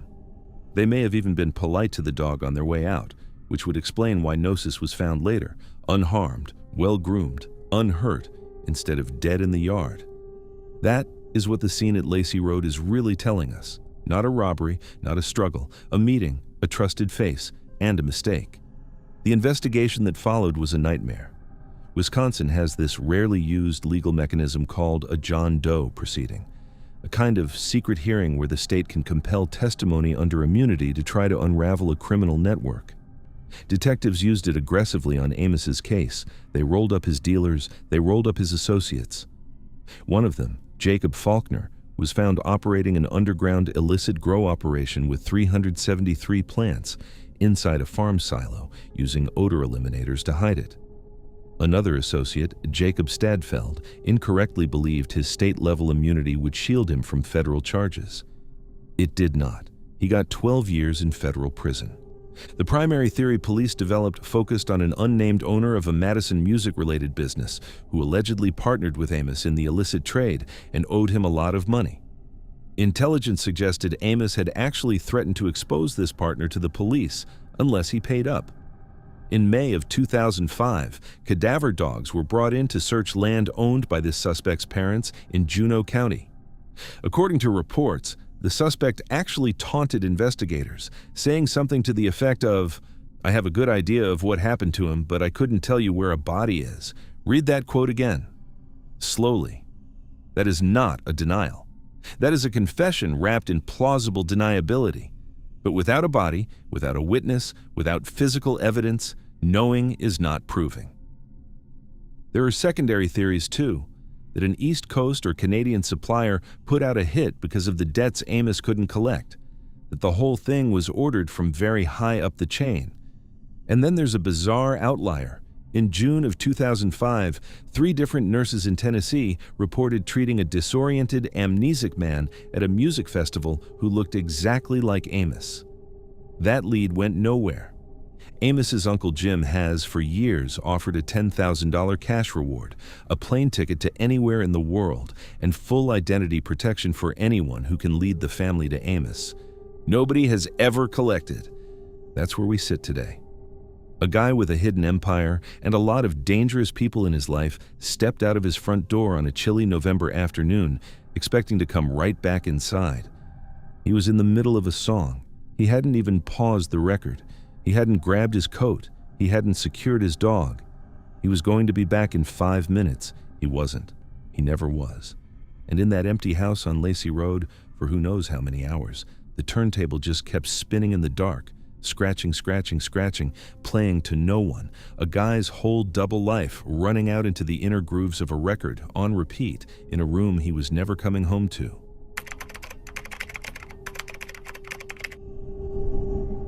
At 12:52 in the morning on a warm June night in 2023, a security camera in Reedsburg, Wisconsin, captures a 13-year-old boy stepping out his front door. He's tall for his age, 5 feet 11 inches, and he's carrying a backpack and 2 duffel bags. He walks across the street to the parked family van, loads his stuff into it, and climbs into the driver's seat. And then he just sits there, in the dark, alone, for a full hour. At 1:52 a.m., he finally turns the key, puts the van in gear, and drives away into the pre-dawn dark, heading east, toward one of the most rugged and unforgiving stretches of wilderness in the entire state of Wisconsin. Later that morning, he posts a Snapchat video. His voice is flat, detached. He says he wants to explain what he's doing, but he doesn't know how. He says he's scared, he's sad, and he has no emotions anymore. He says something happened to his brain. By the afternoon, the van is found abandoned on the side of a highway near the Baraboo Bluffs. Deep in the woods across the road, searchers eventually find a makeshift campsite full of his belongings, his clothes, his backpack, even his father's cell phone, which he'd taken with him, every provision he'd need for survival, dumped in the dirt. But James is not at the campsite, and when the K9 tracking units run their dogs through that camp, the exact spot where every scrap of clothing he owned is scattered on the ground, the dogs pick up nothing. No scent. As if the boy who owned all this stuff was never actually there. Over 2 years later, in a manhunt involving thermal drones, helicopters, and hundreds of searchers, James Yablonsky has not been seen since. All right, let me back up and set the scene for you, because this case is one of those disappearances where every single detail feels off by about 10 degrees, and the more you know, the less you understand. The setting is small-town Reedsburg, Wisconsin. June 12, 2023. Just a normal, quiet suburban neighborhood on the edge of central Wisconsin. But about 25 miles east of Reedsburg is where this case ultimately points, the Baraboo Bluffs and Devil's Lake State Park. And if you've never been to Devil's Lake country, you have to understand what this landscape actually is. This is not gentle Midwestern forest. The Baraboo Bluffs are old, jagged, rocky, and steep. Sheer cliff faces, boulders bigger than cars, ravines so deep they trap the fog for days. And the timber up on those bluffs is so thick that search and rescue deputies later reported losing visual contact with their partners standing 6 to 8 feet away. 6 feet. In broad daylight in June. That's not a hiking trail. That's a black hole with trees on top of it. It is exactly the kind of place a person could hide forever. It is also exactly the kind of place a person could die in overnight and never be found. Our subject is James Yablonsky. He is 13 years old. He just finished the 7th grade. He lives with his single father, Bill Yablonsky, in Reedsburg. And here's what makes this case so unusual right from the jump. James is not the average 13-year-old. Physically, he's 5 feet 11 inches, 120 pounds. He looks nothing like a middle schooler. He looks like a young adult. If you saw him at a rest stop, you would not do a double take. And James is deeply, obsessively interested in wilderness survival. This is the kid who reads books on how to build shelters, how to purify water, how to trap small game. He camps, he fishes, he wants to test himself against nature. His whole identity is wrapped up in the idea of being able to disappear into the woods and take care of himself. But at the same time, in the weeks before June 12th, James is struggling. His digital footprint tells the story. On his school-issued Chromebook and family devices, investigators later find searches for survivalist tactics, methods for crossing state lines undetected, and, this is the one that hits different, how to board an airplane. So the living off the land story doesn't neatly line up with the traveling across the country story. Two very different exit strategies. That's the mental state of the boy who walks out of his house at 12:52 a.m. on June 12th. Now, that hour he spends sitting alone in the van in the driveway before he drives off. Nobody has ever been able to explain that. 60 full minutes of him sitting in the dark behind the wheel of a vehicle he barely knows how to drive, staring at nothing. Was he waiting for a signal? Was he trying to talk himself into it? Was he texting somebody? Was he trying to talk himself out of it? We don't know. At some point during the night, James's father's cell phone tracks a route. The van heads to his father's business in Wisconsin Dells first, stops twice, and then continues east, heading in the direction of Baraboo. By 9 a.m., Bill Yablonsky wakes up, realizes his son and the family van are gone, and calls the police. By afternoon, that van is found. It's pulled over on the westbound shoulder of U.S. Highway 12, right at the edge of the Baraboo Bluffs. And now we get to the campsite. Across the highway from where the van was abandoned, up a steep hill in the deep woods, searchers eventually find a makeshift camp. And when I say makeshift, I mean rough. This isn't a tent. This is a boy who has watched enough survival videos to try building himself a shelter in the brush. At the camp, they find his backpack. They find his clothing. They find his father's cell phone, the one he had been using to communicate.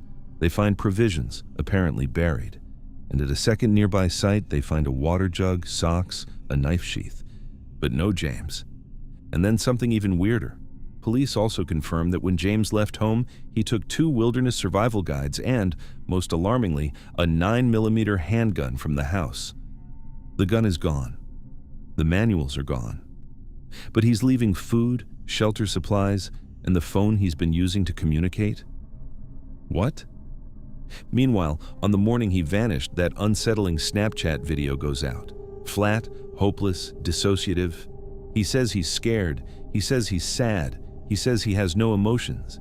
He says something happened to his brain. You read that and you feel a chill, right? That is not a runaway note. That is not a survivalist's manifesto. That's a kid in crisis. Now this is where we really have to slow down, because when you start pulling on the threads of this case, things start unraveling in every direction at once. Let's talk about the manhunt itself. Because it is 2023. This is not the Wisconsin cold case landscape of the 1950s.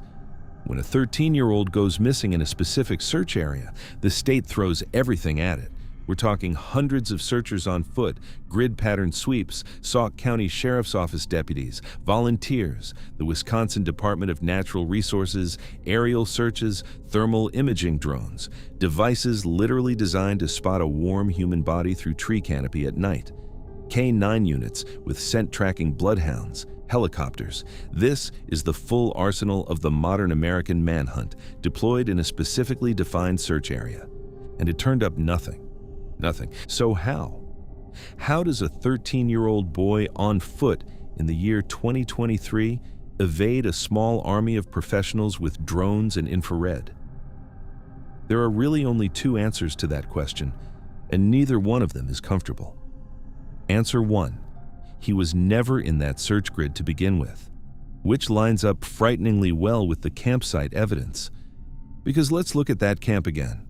And I mean, really look at it. When the K9 units were brought in, dogs specifically trained to follow human scent, they ran them through and around the site where every stitch of James's clothing had been dumped, and the dogs did not alert. There was no trail of him leading in, no trail of him leading out, no scent pooling, nothing. That is not possible, not naturally. If James Yablonsky built that camp with his own hands, if he wore those clothes, if he handled those items, then his scent should be everywhere. Dogs would light up like a Christmas tree. But they didn't, which means one of two things. Either he never personally built that camp, meaning somebody else carried his stuff up into the woods, staged it, and dropped it there, or the timing between him being there and the dogs arriving was long enough that the scent had already blown off, which itself would be strange for such recent activity. James's own father, Bill, seized on this. Bill has publicly argued that his son was coerced, that somebody James had been talking to online lured him from home, that James likely drove the van to Highway 12 as instructed, walked the belongings up into the brush to lay a false trail, then walked back down to the road, where a third party was waiting to pick him up and drive off. Under this theory, the campsite is a decoy, a distraction, a little pile of props designed to send the search grid deep into the wrong forest. Bill even went so far as to hypothesize that the disturbing Snapchat video was recorded by somebody else holding the phone. And to prove he had no involvement, Bill voluntarily took a police polygraph. He passed. He was cleared. There is another detail that supports the coercion theory. Investigators believe a second cell phone may be unaccounted for, meaning James may have had a secondary line of communication that no one in the family knew about. Then there's the other theory police have leaned on, the survivalist theory. That James, obsessed with living off the land, armed with a 9mm, made a genuine attempt to disappear into the Baraboo Bluffs and evade society for the rest of his life. That he successfully hiked out of the search zone before the dogs arrived and is somewhere out there right now, either alive off-grid or long since dead in a ravine nobody has found yet. But this theory has its own logic gap, because if you are venturing into rugged wilderness to survive, you need your gear. You need clothes to layer up at night. You need your provisions. You need your shelter supplies. You take those things with you into the deep woods. You don't drop them all in one convenient pile within eyesight of the highway. That would be the equivalent of a soldier dropping his kit at the front lines and walking into battle in his underwear. It doesn't make sense as survival behavior. It makes sense as staging. And finally, there is a third theory that has hung over this case since the beginning, and it's the darkest one. The theft of a weapon. The abandonment of every essential survival item. The hopeless, emotionally flat tone of that Snapchat video. I have no emotions anymore. Something happened to my brain. Investigators have struggled to understand why he took it with him, leaving his ultimate intentions in those woods a dark and tragic mystery. But even that theory fails on the physical evidence, because if that were true, remains would eventually be located. In a search zone this small, with this much technology and this many boots on the ground, a body, or a set of remains, should be findable. 2 years of grids and thermal flyovers and drone sweeps, and nothing. So here we sit.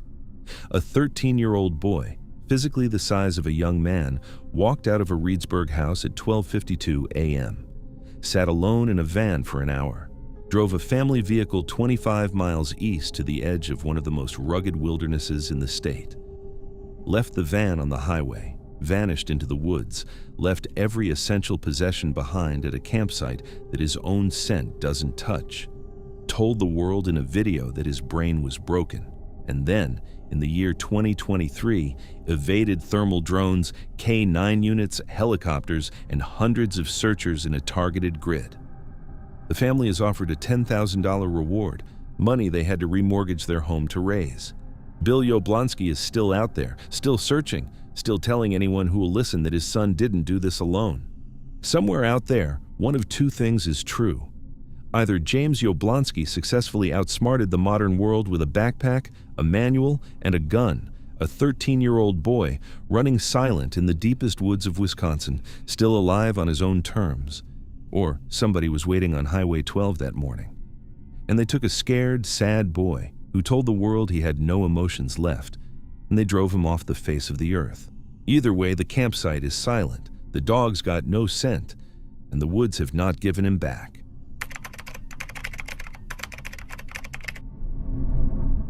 Picture a sunny afternoon in rural Wisconsin farm country. The year is 1947.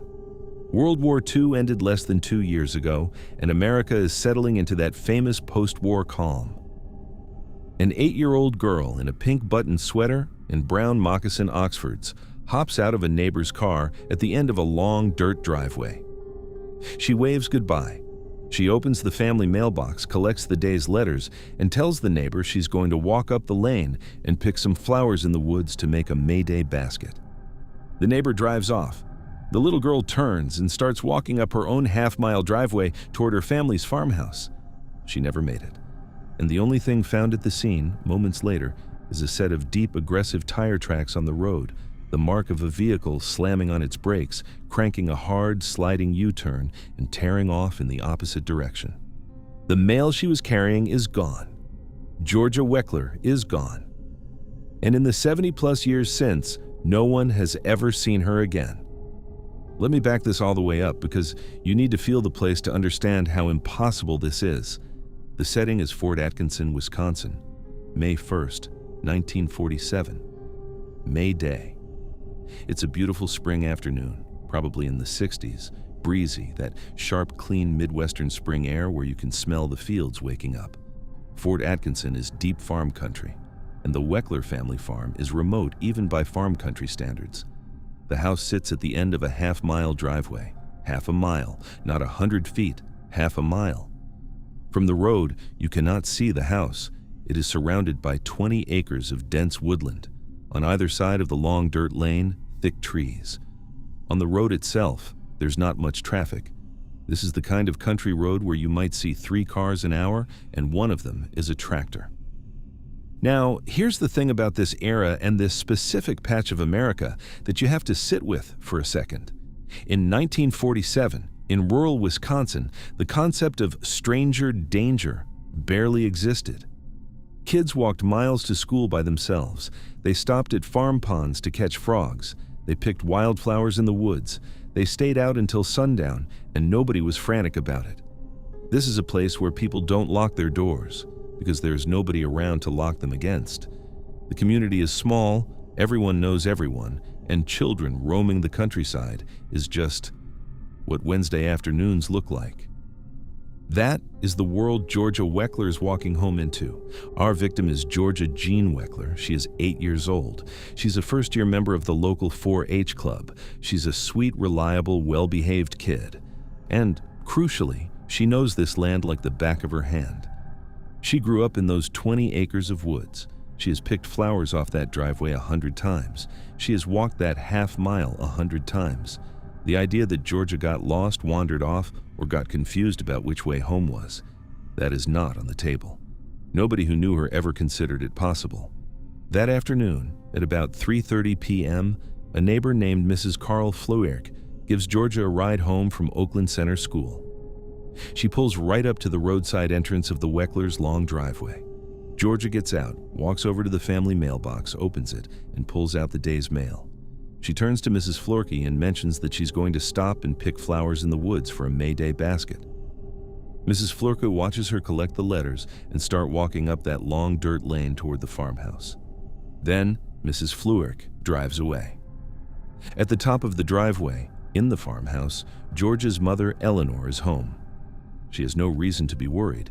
Georgia is either walking up the driveway or over with her dad, George, somewhere on the property.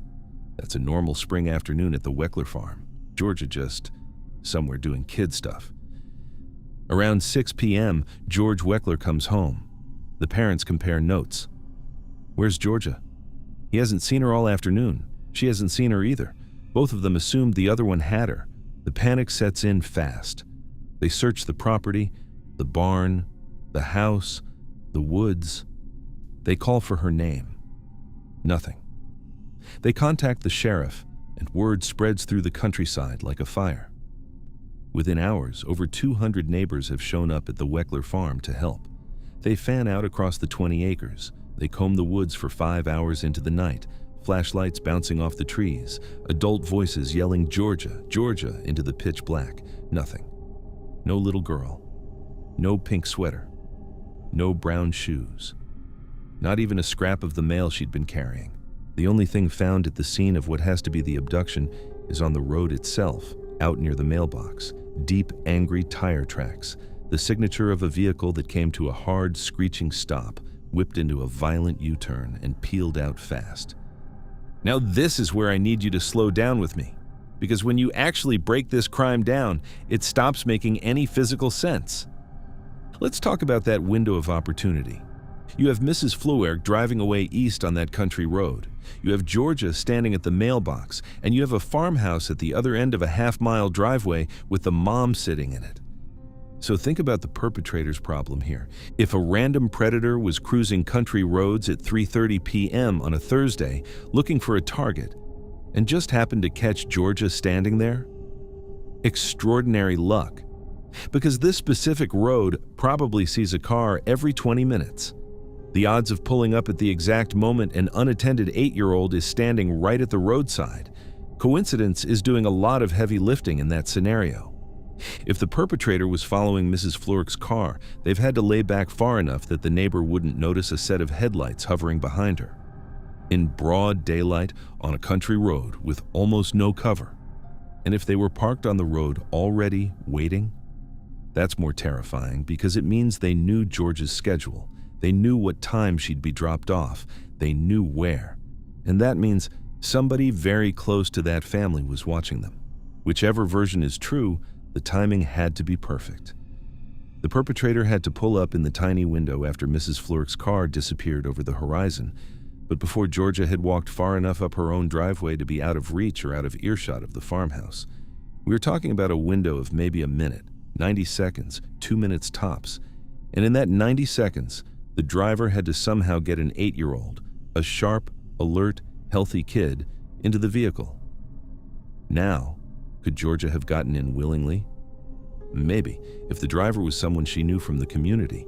But if she didn't recognize the person, she's a farm kid raised on Mayday baskets and 4-H, not the world's most sophisticated safety expert, but still, she screams, she runs, she does something. Which brings us to the noise. The tire tracks are the tell. Skidding to a hard stop on a dirt gravel country road makes a specific, unmistakable sound, that harsh, scraping bite of rubber tearing at loose stone. Whipping into a rapid U-turn on that surface, same thing, amplified. Peeling out to speed away, you can hear that a long way in a quiet countryside. Add on top of that whatever noise Georgia herself made. A struggling, terrified 8-year-old girl is not a silent 8-year-old girl. She screams, she yells for her mom, she shrieks. And her mother, Eleanor, was inside the farmhouse. The house is set back from the road, sure, half a mile of driveway between them, but sound in the country carries. On a quiet spring afternoon, with the windows probably open, screeching tires and a screaming child should travel. Nobody heard anything. Not Eleanor, not any of the neighbors on adjacent farms, not a single soul out working the fields that day. That entire abduction happened in perfect acoustic silence, or at least in acoustic anonymity, the kind of silence where a scream just gets absorbed by all the other quiet things a country road is doing on a spring afternoon. The only clue left behind, other than those tire tracks, comes from witness statements gathered in the hours and days afterward. Because as the sheriffs canvassed the area, a pattern emerged. Multiple people reported that they had seen a dark-colored, 4-door, 1936 Ford sedan loitering in the vicinity that afternoon, driven by a blonde male, roughly 20 to 25 years old. And chillingly, a witness in Fort Atkinson later reported seeing a young girl matching Georgia's exact description, struggling with a man inside a car that looked just like that Ford. That blonde man in the 1936 Ford has never been identified. Not in 1947, not in the 70-plus years since. He remains a face-shaped void in the middle of this case. The initial theory was ransom. George's father, George Weckler, was known locally as a man of some means, and the country was still living in the shadow of the Lindbergh baby case, the horrific 1932 kidnapping that had trained every American parent and every American cop to expect a ransom note when a child of a well-off family went missing. But the ransom demand never came. No letter, no phone call, no package, nothing, which forced authorities to a much darker conclusion. This wasn't for money. This was somebody who wanted the girl herself. And once you're in that territory, false confessions start piling up, because a high-profile missing child case in a Midwestern state is exactly the kind of headline that draws prisoners looking for attention. In the fall of 1947, a man named Buford Sennett, already sitting in prison for a life sentence for another murder, claimed he had done it. He said he and an unnamed accomplice had kidnapped Georgia for ransom, given substances to keep her quiet, which tragically ended her life. He said he had dumped her body in the Blue River near Blue River, Wisconsin. Investigators dragged the river, nothing. And the more they interviewed him, the more inconsistencies emerged. Sennett was quietly dismissed, never charged, just another prisoner with a fantasy and a captive audience. And then, exactly 10 years later, in 1957, a farmer named Ed Gein got arrested up in Plainfield, Wisconsin. When his farmhouse was searched, the horrors inside made him overnight one of the most infamous killers in American history. And of course, because of his geographic proximity, investigators immediately started asking Gein about Georgia Weckler. He submitted to and passed 2 polygraphs on the case. Everything about his psychological profile, the fixation on middle-aged women, on figures resembling his own mother, the grave-robbing behavior, none of it lined up with the abduction of an 8-year-old girl in broad daylight. Investigators eventually cleared him. Gein wasn't the guy. Sennett wasn't the guy. The blonde man in the 1936 Ford, whoever he was, walked away and stayed, walked away, forever. That's where we sit today, 70-plus years down the road. A little girl in a pink sweater stopped at her family mailbox on a beautiful May Day afternoon to collect the mail. She turned to walk up her own driveway to pick flowers for a basket. She was on her own land, steps from safety, in a world where nobody locked their doors because there was no one to lock them against. And in the 90 seconds after her neighbor drove away, a vehicle came screeching to a stop on that dirt road. There was a hard, aggressive U-turn. Something happened at that mailbox that nobody has ever been able to reconstruct. Not the mother inside the farmhouse, not the sheriff, not the 200 neighbors who searched those woods until the sun came up, not a generation of detectives who worked the file after them. Nobody. Georgia Weckler stepped out to a mailbox on the edge of her own family's property in the middle of the most trusting, safest era rural America ever had. And a monster came out of the dust and drove her into a hole in the world that has never closed. The tire tracks eventually washed away. The mailbox eventually rusted. The Mayday basket was never made, but those woods on the Weckler farm are still there.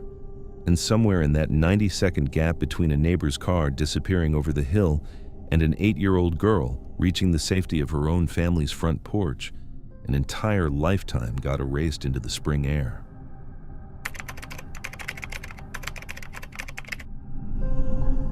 Picture a school bus rolling down a rural Wisconsin road on a chilly April afternoon. It's the usual after-school scene. Teenagers slumped in the seats, backpacks in laps, windows fogged with breath and boredom. The bus pulls over at the end of a long dirt driveway, and a 15-year-old girl with blonde hair and wire-framed glasses steps off. The bus doors hiss shut behind her. The bus starts to roll away. And as it does, the kids sitting near the back windows see something they'll never forget. A dark-colored pickup truck pulls up right next to the girl at the end of her driveway. She doesn't step back. She doesn't run for the house. She leans in and starts talking to the driver, like she recognizes them. Like this is normal. The bus keeps moving. The kids lose sight of her. The whole thing takes maybe 5 seconds. Sarah Bushland never walked up her own driveway. She never went inside her house. She was never seen again. And somewhere in Spooner, Wisconsin, right now, 30 years later, somebody is still driving around with the answer to what happened next.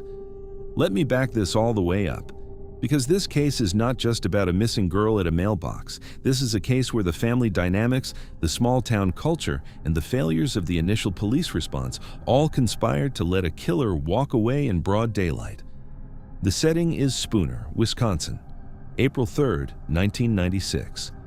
Spooner is a tiny community up in Washburn County, tucked into the heavily wooded northern part of the state. Population is small. Everybody knows everybody. which is important because in a town like Spooner, everyone knows what their neighbors drive. If your cousin has a red pickup, the whole town has seen your cousin's red pickup. Vehicles are basically name tags in a place like this. The Bushland Lambert house sits at the end of a long gravel driveway that intersects with County Highway E, about 100 feet back from the road. The nearest neighbor is not close. The woods around the property are dense. Once you're at the end of that driveway, you are in a quiet, isolated pocket, the kind of place where you can shout, and nobody will hear you. Our victim is Sarah Ann Bushland. She is 15 years old, a sophomore in high school. She's 5 feet tall, about 104 pounds. Blonde hair, wire-framed glasses. She's wearing 4 sterling silver rings on her right hand and a Spooner class ring with a black stone. Small, slight. Physically, she is not someone who could put up much of a fight. But you need to understand Sarah's home life, because it's the pressure cooker that made everything else possible. Sarah lives with her mother Marie, her stepfather Jim Lambert, and stepbrothers. Her biological father lives elsewhere in the state, over in Chippewa Falls, and Sarah has recently, very recently, told her grandmother that she's thinking about moving in with him. She wants out of the house she's in. Why? Because it is bad at home. Weeks before her disappearance, Sarah's stepfather Jim and her mother Marie discovered her private diary and read it. All of it. Everything she wrote in there, every secret, every intimate detail, every feeling, they knew. And what they read made them furious. Because in that diary, Sarah had been documenting an inappropriate situation involving a 21-year-old guy named Travis Lane. She was 15. He was an adult. That is a serious problem all by itself. As a result of that discovery, Sarah was placed under an incredibly strict grounding. She was not allowed to go anywhere except school. No friends, no trips, nothing. This is the reality Sarah has been living in for weeks. April 3rd, 1996, is the first day off that grounding, first day of freedom. And she is terrified of losing it, because she's still got that diary. She has been hiding it, and she is petrified of what her stepfather will do if he ever gets his hands on it again. That's the emotional powder keg she wakes up in on this particular morning. Now the day starts weird. There's a house guest, a Canadian friend of Jim Lambert's named Brian Bowes, had stayed at the house overnight. Sarah's stepbrother Dean drops her at her friend Jenna's house that morning. She borrows some clothes, leaves her backpack, plans to come back at lunch. Standard teenage stuff. But at lunch, Travis, the 21-year-old boyfriend, shows up at the school. Sarah scraps her plans with Jenna and takes off with Travis to hang out at a friend of his instead. Then, around 2:30 p.m., Sarah comes back to school, and her friends immediately notice something has shifted. She's rattled. Her mood is completely different from the morning. She abruptly cancels her plans to go to a school dance that evening, and she starts desperately asking around for a private ride home. She tells her friend Jenna that she absolutely, urgently needs to get home before her stepfather to hide her diary. She is scared. She is racing the clock. Nobody could give her a ride. So at 3:16 p.m., Sarah boarded her normal school bus for the 40-minute ride out to her house on County Highway E. At 4 p.m., the bus rolls up to her driveway. Sarah steps off. And here is what the classmates on the bus reported seeing. Almost immediately, a dark-colored pickup truck pulls up right next to her at the end of the driveway. Multiple classmates on the bus specifically noted that this same dark truck had been trailing the bus on the route, following it, waiting for it to stop, waiting for Sarah to get off.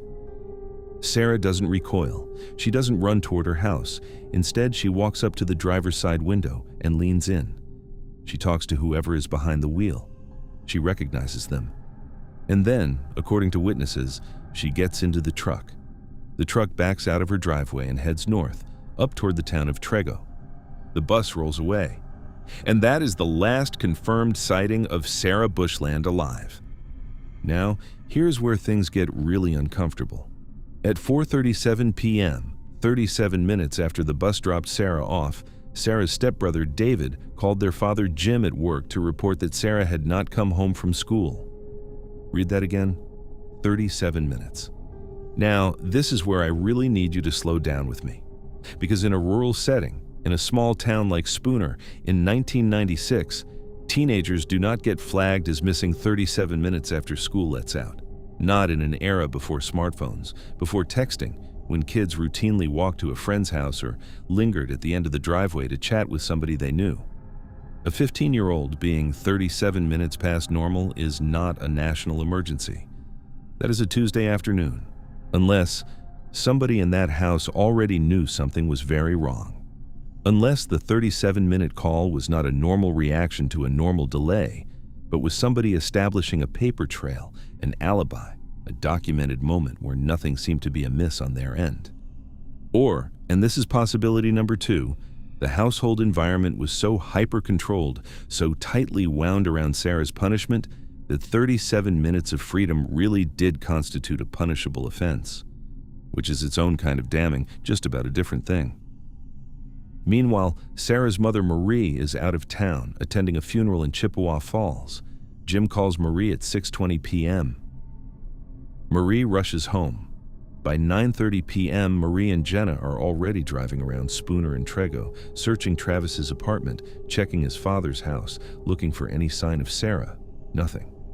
Now, this is where I need you to really sit with the logical problem of this scene. Let's talk about the audience. Because Sarah didn't disappear alone in the dark. Sarah disappeared in broad daylight at 4 p.m. at the end of her own driveway in front of a school bus full of witnesses. Every kid on that bus was staring at her. The bus had just stopped. Nothing else was happening. And in a small town like Spooner, where everybody knows what their neighbors drive, you would think that dozens of teenage eyeballs would produce a solid ID on that truck. A make, a model, a color, a license plate, a familiar face. Instead, the eyewitness accounts are contradictory. One student thought the truck belonged to an ex-boyfriend of Sarah's named Steve. Another kid thought the truck belonged to Travis's father, noting that Travis routinely waited for Sarah at the end of the driveway. Nobody got a plate. Nobody got a clear enough look at the driver to identify him with certainty. That is baffling on its face. How do dozens of witnesses see something in broad daylight and not agree on what they saw? But look at Sarah's own body language. That is your biggest piece of evidence. Because if a stranger, a truly random predator, pulls up next to a 15-year-old girl on a country road, her instinct is to back away, to walk toward her house, to at least look scared. Sarah did none of that. She leaned in. She was comfortable. She had a conversation. She got into the truck. That means only one thing. Sarah knew whoever was driving that truck, which narrows the suspect pool dramatically. It has to be someone in her life, someone she recognized on sight, and someone she trusted enough, or was at least unwilling enough to refuse, to climb into the passenger seat. And then there is what happened next. Because the police reaction to this case was, honestly, a disaster. Because of Sarah's tumultuous history, the relationship with an older guy, the grounding, the tension at home, law enforcement immediately, right out of the gate, categorized Sarah Bushland as a voluntary runaway. Not endangered, not abducted, just a rebellious teenager who took off. That single categorization is the reason this case has never been solved. Because it slammed shut the critical early investigative window. No search grid, no urgent forensic sweep of the driveway, no pressure on suspects. It took 3 years for law enforcement to officially reclassify Sarah Bushland as endangered missing, and only then did they start seriously looking for a body. But look at the runaway theory logically. If you are running away, a real, planned runaway, you don't do it by leaving school, riding the bus for 40 minutes, and hopping into a random truck at the end of your family's driveway in front of dozens of witnesses. That is not a runaway plan. That is chaos. Runaways pack a bag. Runaways plan a route. Runaways call ahead. Runaways don't leave from the exact spot that maximizes the number of people who will remember exactly how they left. And on top of all of that, Sarah had one specific person she badly wanted to reconnect with, her biological father over in Chippewa Falls, and her older sister Leslie, who she was extremely close to. In the almost 3 decades since Sarah vanished, she has never contacted either of them. Not once. Not a phone call, not a letter, not a Facebook message. That is not a runaway. That is a girl who could not come back. The natural focus turned to Sarah's own household. Investigators went hard on her stepfather, Jim Lambert.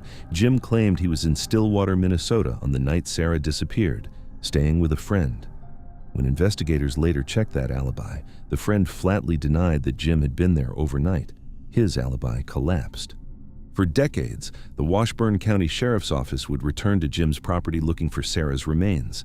Massive searches in 1999, divers dragging Spring Lake in 2000, another round in 2013.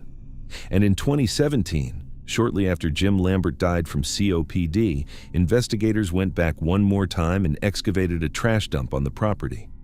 Every one of those searches turned up nothing, which either means Sarah is not on that property, or she is somewhere on it that has been missed by every search. Other theories floated around the periphery, that Sarah's disappearance might be connected to another young woman named Crystal Solier, who was murdered later that same year in the same region. But the specific, personal, targeted nature of Sarah's disappearance, a dark truck that had been following her bus route, waiting at the exact end of her driveway, driven by somebody she recognized, cuts against the random serial predator theory. Whoever took Sarah knew her schedule, knew her stop, and knew her face. That's where we sit today, 3 decades later. Sarah's biological family, especially her sister Leslie, has spent 30 years searching. Age progression images have been released. The case has been featured, refeatured, podcasted about, and Spooner remains a town of about 2,500 people, where somebody, right now, still knows exactly what happened when that dark pickup pulled up at the end of that driveway. Because here is the terrible truth of this case. In a town this small, the driver of that truck didn't disappear. He drove home. He went to work. He passed classmates in the grocery store. He passed Sarah's family at the gas station. He heard the searches. He watched the news. He kept his mouth shut. Sarah stepped off a school bus on a chilly April afternoon in 1996. She was desperate to beat her stepfather home. She was clutching a secret. She was worn down, scared, and 104 pounds. She saw a face she recognized in the driver's seat of a dark pickup. She walked up. She leaned in. She had a short conversation. She got in. The truck rolled north on County Highway E. Sarah's home was 100 feet away. She never made it. And somewhere out there, that driver is still driving.